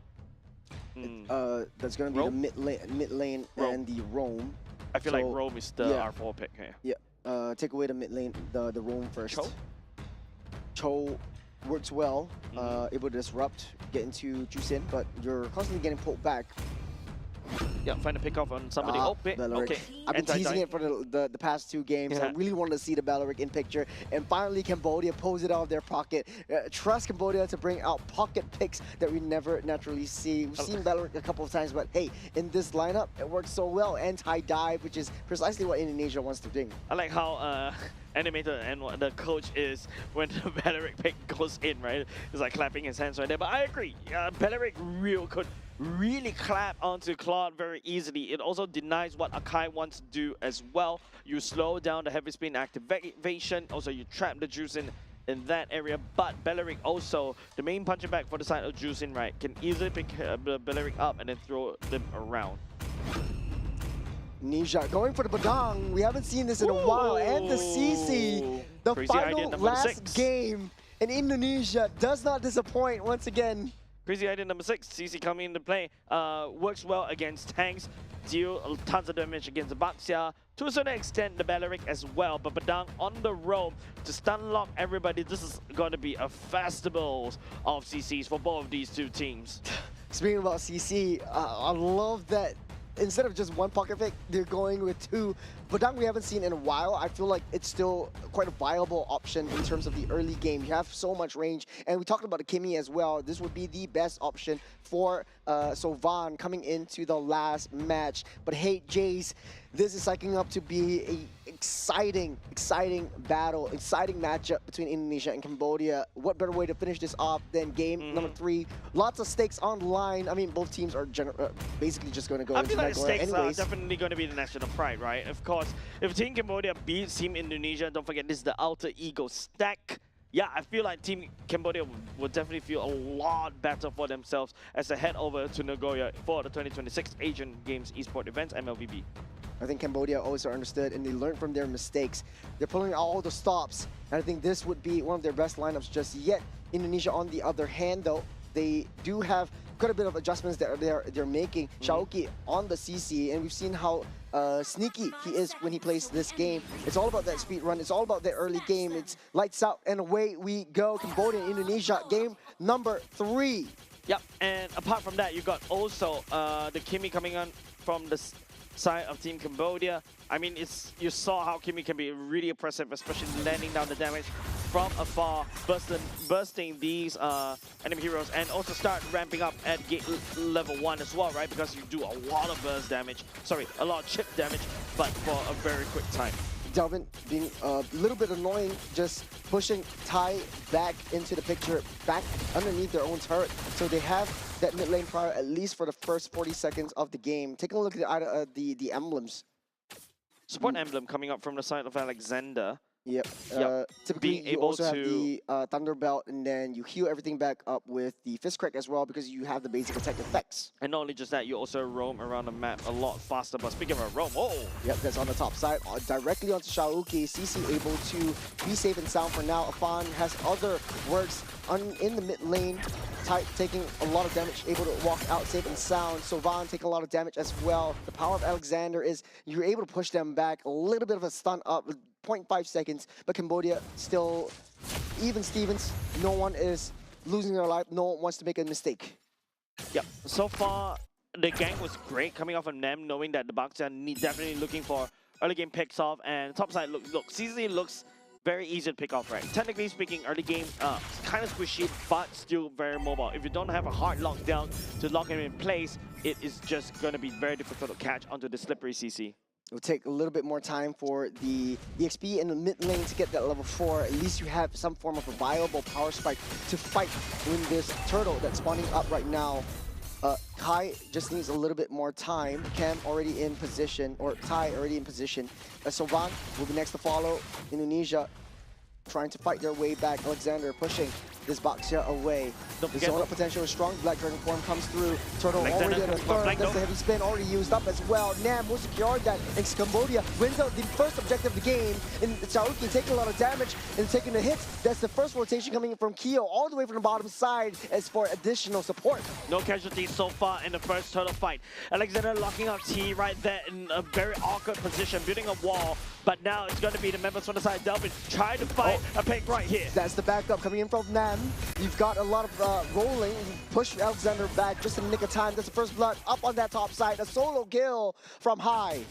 Good enough. Solo kill for High on this Yuzhong is absolutely wonderful. The snowball will start. Even Xiaoyuki already used the vengeance earlier. Just now will not be able to use it then. I feel like it's the difference between is the curtain call wasn't able to be landed down onto the Yuzhong. Therefore, the Yuzhong pick up the kill. Cambodia definitely a little bit more aggressive this time around as Indonesia tries to fight their way up, back up tooth and nail. It's hard to take Tai down now that it's a Bella rig. You soak up that damage and you dish and reflect the damage back with the thorns, with the spikes. In Indonesia, it has to deal with a constant threat of that poke damage.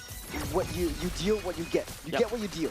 Delvin, now the receiving end of this Kimi. It's taking a lot of chip damage coming off from this Kimi right off the bat. And also even a weakness finder emblem coming up, talent coming up from the side of Team Cambodia, right? So, that's the punch, that's the first crack. Kyo will fall on the bottom side. Amazing punch coming up from Alexander Dinger, right? Picking up that kill. Blazing Duet definitely going to be so super juicy. Corrosive Scythe. Also, the first item of the attack speed, Trinity, is already secured.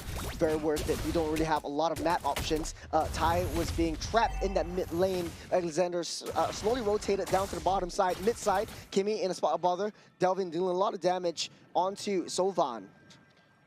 Kill score is 1:1 right now. You can see the reason why Alexander rocked that support emblem and also the rapid boots. He's just on the mid, onto bot, and then after that, all across the map. Crimson Beacon already used, no escape mechanism for Delvin, but that's the pull back, and that's the fist crack, stopping him in his tracks. The Rapid Dryad underneath the turret. Cambodia extremely aggressive, and Indonesia punishing them. This is the one that I was kind of theorizing in one of the series, right? Like, heck, the Padang wall, you can build it up, and now with the Kai back into the meta, you can push members from the side of Kai wall, Kai using the heavy spin into a Padang wall, or be the Padang wall. You can also even use a Grok wall to a certain extent.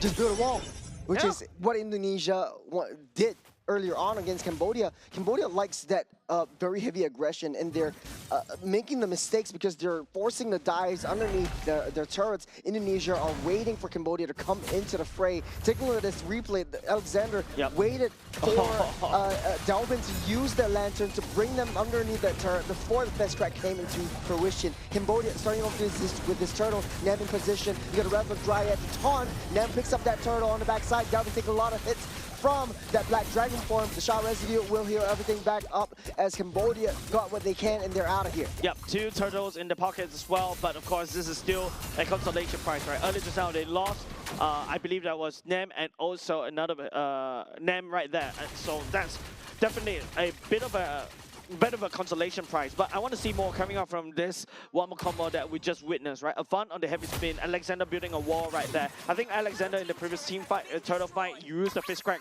a little bit too early to try to push people away, but albeit, unfortunately, Team Cambodia is the one that secured the turtle instead, and also, you've got a Yuzhong that is starting to scale.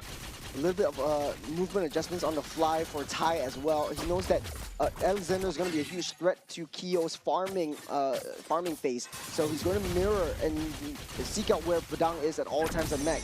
Taking a look at what the levels is for now, I think Afan is still pretty even Stevens with Nem. Nem is just one level ahead, but very, very little. Yeah, it's still very close, like 97% now. Afan and also Nem is already hitting that same level. So in terms of jungle, they're still equal. Bottom side. Of course, Bottom side, that's engaged in right underneath the turret, not enough to take him down. Light Wheel's ultimate already activated by the side of Kyo. The Light Wheel's just spin for the win for now. Alexander, Ooh, top side underneath the turret, down goes the Yuzhong high. Couldn't survive this wrap that Indonesia is bringing into this fight. Yep, good gank as well, the curtain call, and also even, I believe, the Crimson Beacon, and also the heavy spin use. I think at this rate, time check right now is around 10+ PM. They are just throwing every single ultimate to make sure that this Yuzhong doesn't stand up. Yep, just a little bit of a control from Indonesia. They have a pretty decent lead so far, topping off at 1.3k gold.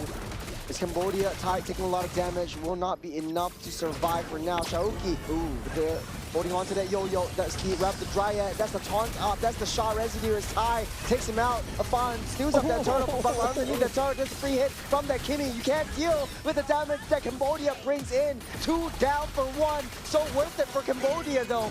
Dingarai might be the next to fall, but he's playing uber safe. It's no way that he can step 1 foot close. Another counter re-engage onto Delvin. No Crimson Beacon, no problem. Kyo takes that down. Team Indonesia was in the driver's seat all across the board. Team Indonesia was able to do the combo that we expect. Let Alexander build a wall, fist crack, make a fun, push everybody in, and OCR, you can just pick everybody up and throw them down on the ground. That's supposed to do a lot of damage. Just take a look right there. Even the Belleric using the ultimate way too early on, but it seems like, you know, the members for the time in Team Indonesia is running on steam. The Kimmy free hitting from the back because everybody is trying to congregate into that one small pocket from the side of this Badang wall. Alexander was just disrupting this Belleric and the Baxia, so hyper-focusing the ultimate on the tanks is not the main target.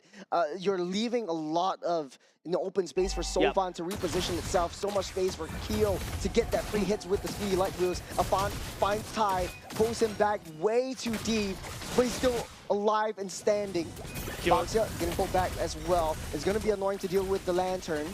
As Cambodia still up ahead. Kyo has already secured the golden staff, as we showed, as we take a look at the items earlier just now. And of course, you know, during that fight as well, if you recall, Team Indonesia was able to find, Nem was able to find T as well, but the main problem is Sylvan and also Kyo was just free fitting for the back line, shredding through Afan, and Xiaoyuki doesn't really have the damage to deal with it as of now. Dingarai definitely needs a lot more items in order to deal with this heavy stack of tankiness. Petrify already used up. Afan holding on to the heavy spin. No heavy spin, by the way. Kyo making a beeline towards Afan. They want to take down this Akai, and they want to take him down now. The speed light wheels will not be enough. Alexander on the back line will not be able to find Kyo, though. The damage from this carry is starting to show as Indonesia struggling to break through Cambodia's defenses, and Cambodia finding the cracks in Indonesia's armor. The power of the Golden Staff is here, right? Kyo with the speedy light wheels was able to just shred through, constantly proc that passive over and over and over. And not only just that, right? If Dingarai is unable to find a good blazing duet, especially towards the squishies, that's over. And the main problem for that side of Team Indonesia is how are they going to do that with T on this Beleric, right? Beleric, I feel like right now just counters every single thing what the Claw wants to do. You're going to play the map. Alexander wants to lock onto Kimmy. You're blocking the entrance route onto Ty. There's a wrap of the Dryad targeting onto Ty. Valeric falls, but a heavy spin also pins this box here into the wall on the back line. They took care of that Kimmy. No extra damage. Black Dragon came in a little bit too slow. They still got Kyo in the picture though. Cambodia trying to defend against this wrap that Indonesia was break 2 goes down with the Black Dragon here. You got a Big Daddy Dragon. Happy Founders Day. This is what Cambodia is saying to you. Dragon's massive right now from the side of Team Cambodia, right? Even though Team Indonesia pick up a very good fight, but then the return light wheels as well as vengeance though. Kyo almost taking himself out. Curtain Call was also activated by the side of CC as well onto Kyo, but Kyo, that speedy light wheels, that proc on the true damage, even through that vengeance, Team Cambodia finds a picking onto Xiaoyuki early in the town. Take a look at this replay, right? It's just, I think this is already over, but before that, right, Dalvan and also Afan is taking a lot of damage early just now because of the Kyo and also the Soben as well. The Black Dragon form coming in just a nice moment. He's this massive dragon. He's just really sharp residue. He's almost nigh impossible to kill, especially after you lost Dalvin, you lost Xiaoyuki and Dingarai. Cambodia takes the first Lord. Just waiting for 1 second until the Lord spawns up. As Indonesia on the defense. Oh, Kimi actually taking a lot of damage.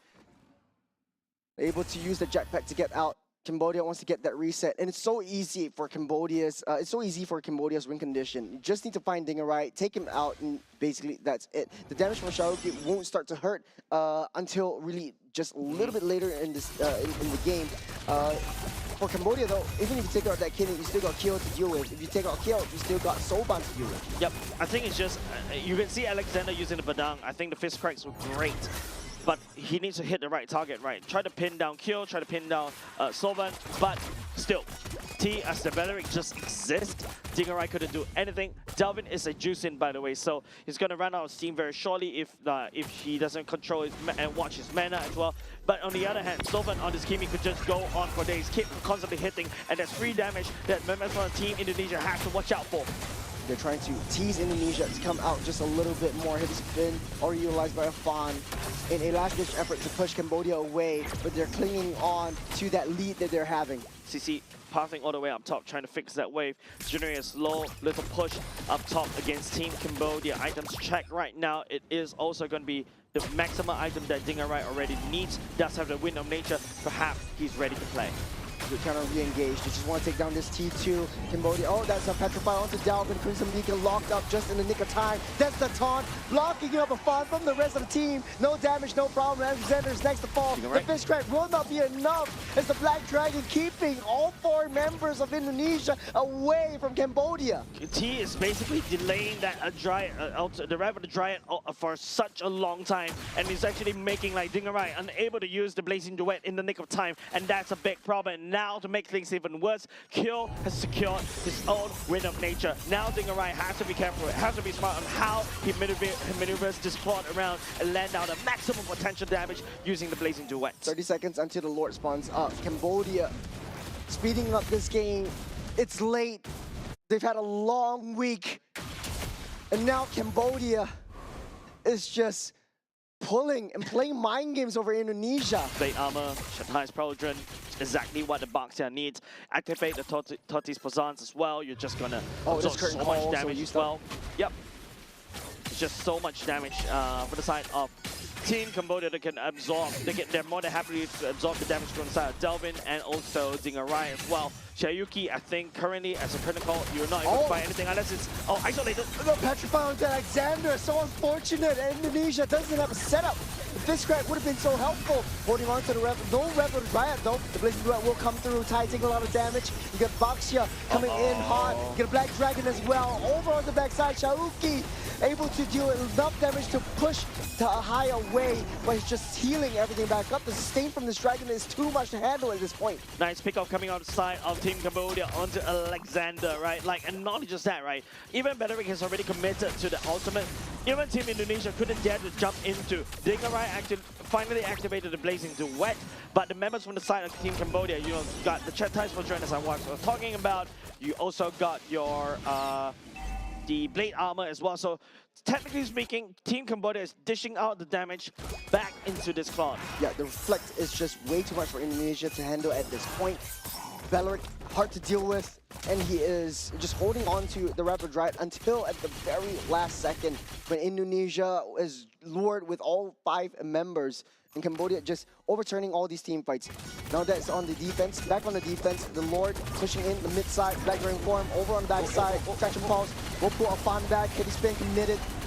The crash onto the turret, locked down underneath the wall. The Dragon will get out safe. Theo just dealing that damage onto the turret, onto the structures that Indonesia holds dear. They took what they can and they're rotating.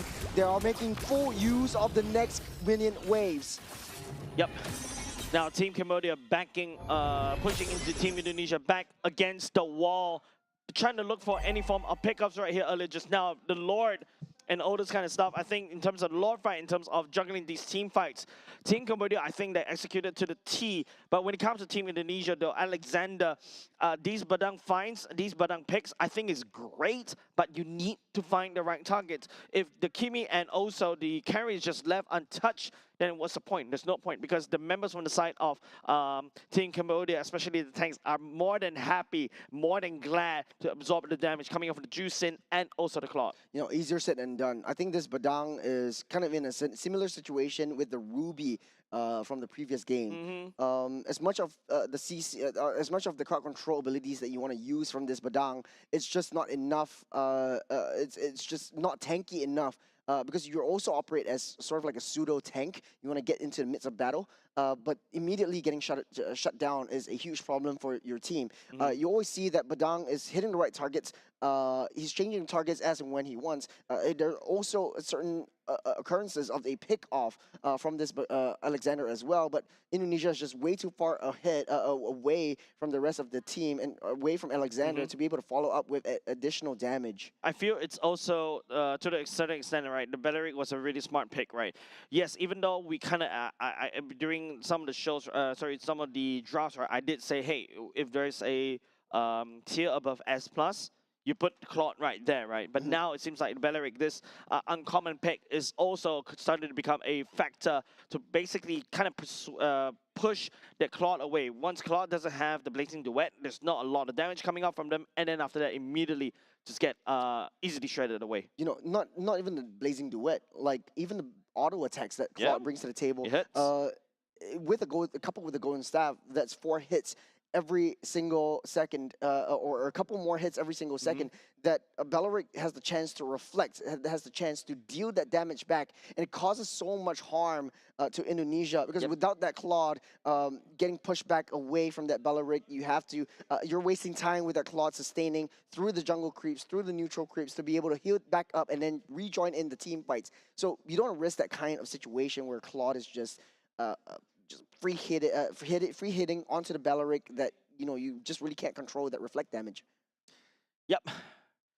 I think it's just, you know, Team Indonesia, hopefully they're able to quickly find a very quick solution, because, you know, you got Team Cambodia knocking on your doors, especially on your base turrets already, and they're still unable to solve the Beleric problem, right? And I think this is also a good game to kind of analyze. Even after today, right? Like, this is how you deal with the Claude late game. You don't use the Beleric as a form of engage. You wait for Team Indonesia to jump onto you. You counter engage. You unleash the Wrath of the Dryad, and then after that just make the enemy hit themselves. Well, it's really difficult. The death ball that Cambodia is bringing, they're building a citadel, and their walls are made out of steel, and that steel has thorns. Valeric. Trees, and precisely make it out of whatever material you want. They have thorns on it, and it deals additional spike damage, and it hits you back even harder with range, especially if you are a hard-hitting, tank-melting marksman like Claude. So, Especially if you rely on attack speed, right? That thing is gonna bounce back at you over and over again. And if you don't really have the necessary life steal to kind of help to recuperate that losses, you're just gonna get shredded by your own bullets. Because I've been there before. As a Beatrix, back in the good old days, Alpha with Blade Armor, Vengeance, and I hold a Wesker, the shotgun. Yep, that's an own goal right there. I literally killed myself. I literally just shot myself to death because of the reflect damage, and that was awkward. Tricky. With not a lot of range I believe as well for Indonesia. 4K reflected damage back to me. Yeah, exactly. And so that's why, I don't envy the position of this Claude, right? It's a very difficult decision. When do I go into the Blazing Duet? When is it too late? When is it too early? If it's too early, the enemy would just pull back, and then after that, you're going to get sniped down. But if it's too late, hey, the rest of the teammate has just died. We talked a lot about Claude. We hypothesized about how Indonesia has this chance of coming back, and they're still not out of the woods just yet. And speaking of woods, Valeric definitely is one of those heroes that are extremely hard to deal with. But CC being one of the other pocket picks, what do you think so far? I think CC main goal is to really land a curtain call onto a single target. Right, I think that's where the CC is truly strong at. Land that curtain call down double target, and then you're double target. You're basically that's the best case scenario. I don't think it's the best case scenario, because the whole point of the curtain call is to basically use that to burst. Right, use a curtain call on a single target. You burst down that person, rinse and repeat, jump away. And because of how mobile CC can be, especially if you're the backline, if you get landed on the curtain call, hey, you're basically dead mate, especially if you're a single target. But if you get the curtain call on the two, you hope and pray it's both of the squishies. We're coming back from after the little bit of a technical difficulties from both teams. But hey, we're in this position right now. Cambodia does have a lead, Indonesia behind, and we hypothesize on how they could play this out. They need to be a little bit more defensive on how they layer in their damages, layer in their hits. It's all on Alexander's shoulders. He's finding the right frisk cracks, but there is no follow-up from Indonesia, and it's not hard enough. So far, it could also be, Team Cambodia reacting towards Team Indonesia's engages, right? That's why the Valeric comes into play. You got the Baxia to kind of force something, also heal for the enemy, for their team as well. The Kimi gets a free hitting from behind, slow everybody. Don't forget the weakness finder is also a very annoying talent on the Kimi as well. So yeah, Team Indonesia, maybe switch it around a little bit. Slow down the engage. Don't be the main one to engage instead. Yep, Kimi with the traction pulse to start the engage from. We got immobilization on Shauki. Can't even get close. Tight at the front line. Cambodia playing it safe. 50 seconds until Lord spawns up. Indonesia doesn't want to risk it. Yeah, don't forget, if you take a look at the side of Team Indonesia, they only crack open top side for the side of Cambodia, whereas Cambodia has a full access towards the core of Team Indonesia right in the mid. It's a team fight versus team fight. All playing 5v5.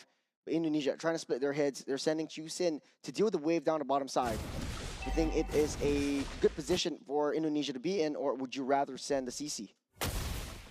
I think CC wave clear quite well, but the longer that Team Cambodia is actually staying around, yes, there's going to be winners pushing down. But that's a traction pulse on the Diggerai, almost taking him out. Oh my god, that was so close. That was the traction pulse that we are looking at, but it did not, luckily it did not boil down to a massive problem for the side of Team Indonesia. Now Xiaoyuki going for the Hunter Strike, realizes that he needs a little bit more damage to be able to deal with, and also that bonus movement speed to jump away. This is almost a full damage CC, right? Except for the Brute Force and also the Oracle.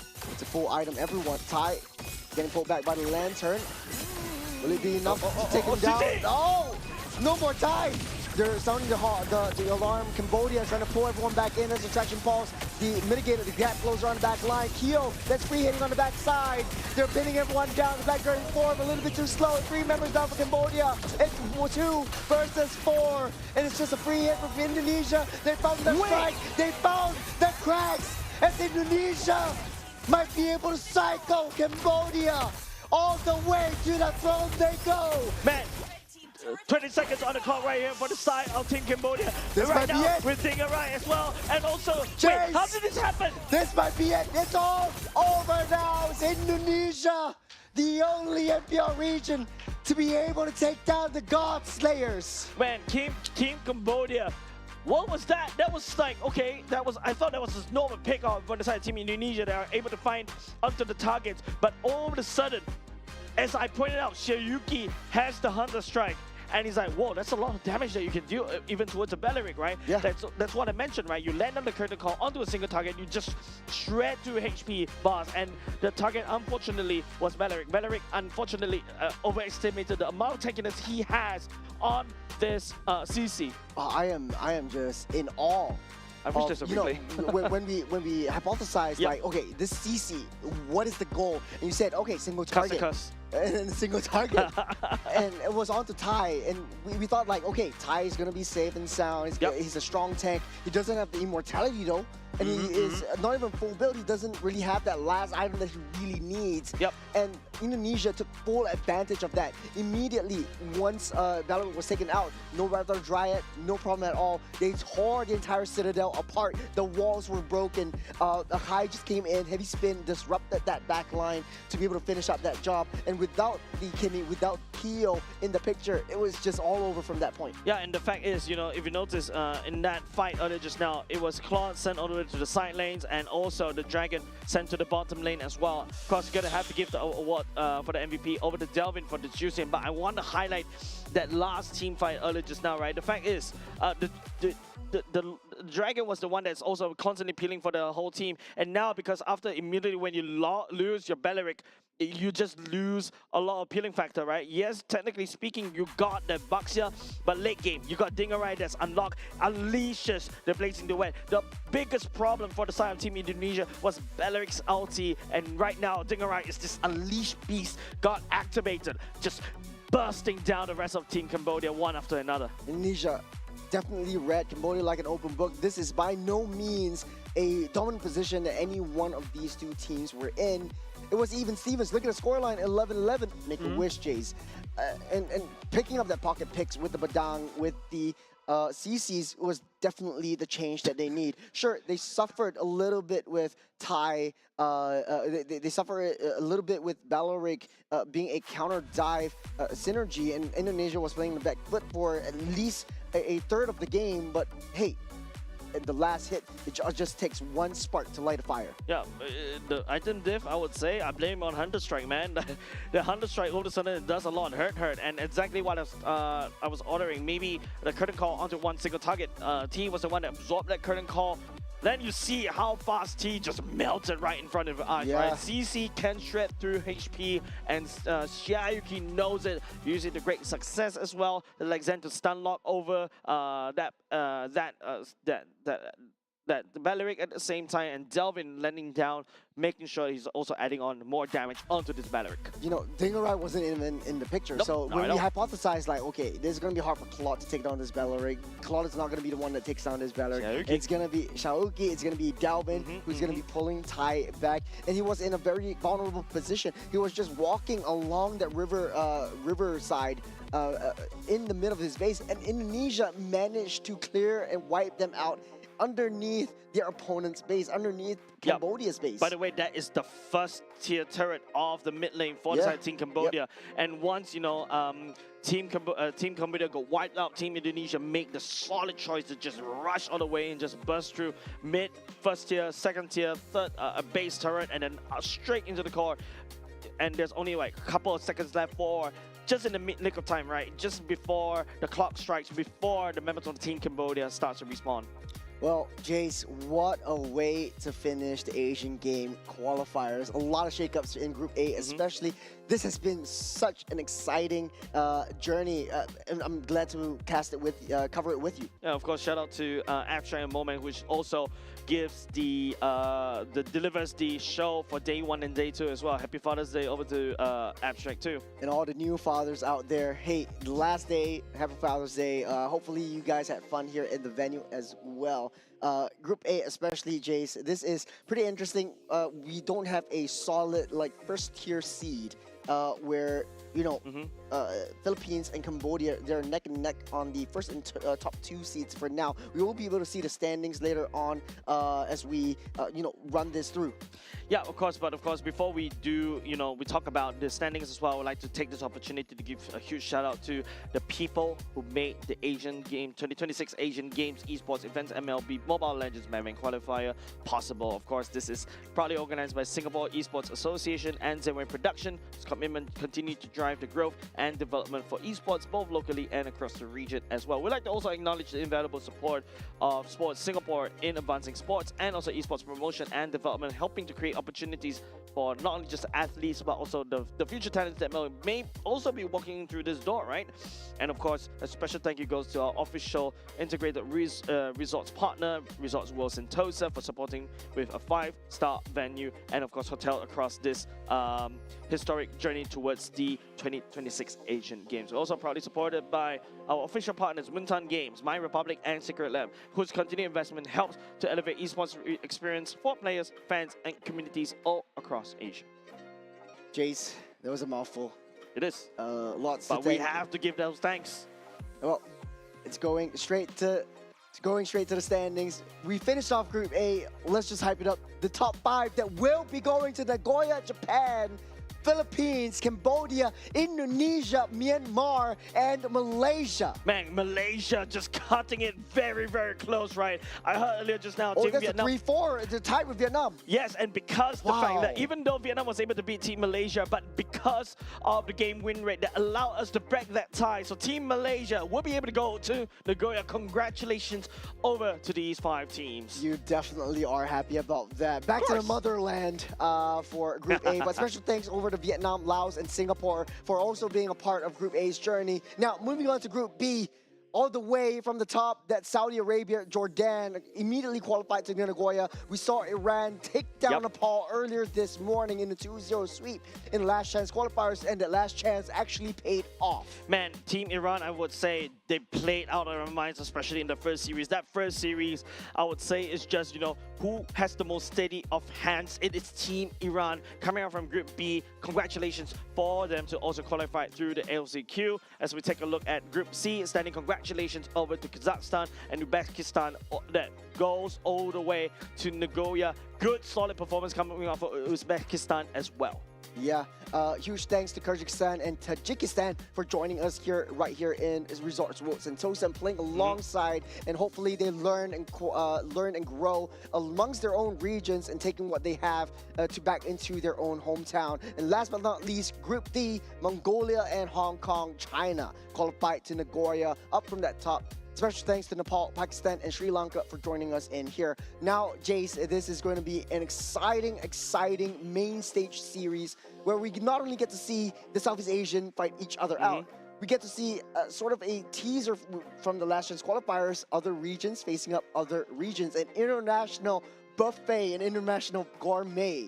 Yeah, of course, and all the action will be happening in Nagoya, Japan. That is the main stage where all of the action will get unleashed. And this time around, no more groups regions, right? You will be able to see inter-regions where they will start comparing each of their metas, and will their metas and play style last, and will they be crowned the champion of the Asian Game? Well, there is still a pretty decently long way building up to the main stage. There is still a couple competitions midway through, and a new hero is going to be released very soon that might be able to potentially shake up the meta. So adjustments need to be made. A lot of learning needs to be done. A lot of growing from a lot of teams that qualified in the main stage. Yeah, well placed and well said there, right, Churros. I feel like really it's been been a blast to be able to bring you all the action for the last 2 days, especially me, Jace, and also Churros as well. Once again, shout out to also Abstract and Moment who delivered the action for day 1 and day 2. Shout out also to our players, our fans that actually visit the RWS, and also every one of you online that joined us for today. Yeah, and this has been a dramatic and defining day. Jace, a very long day. Why don't you take us home? So with that said, ladies and gents, thank you very much. We'll see you at Nagoya.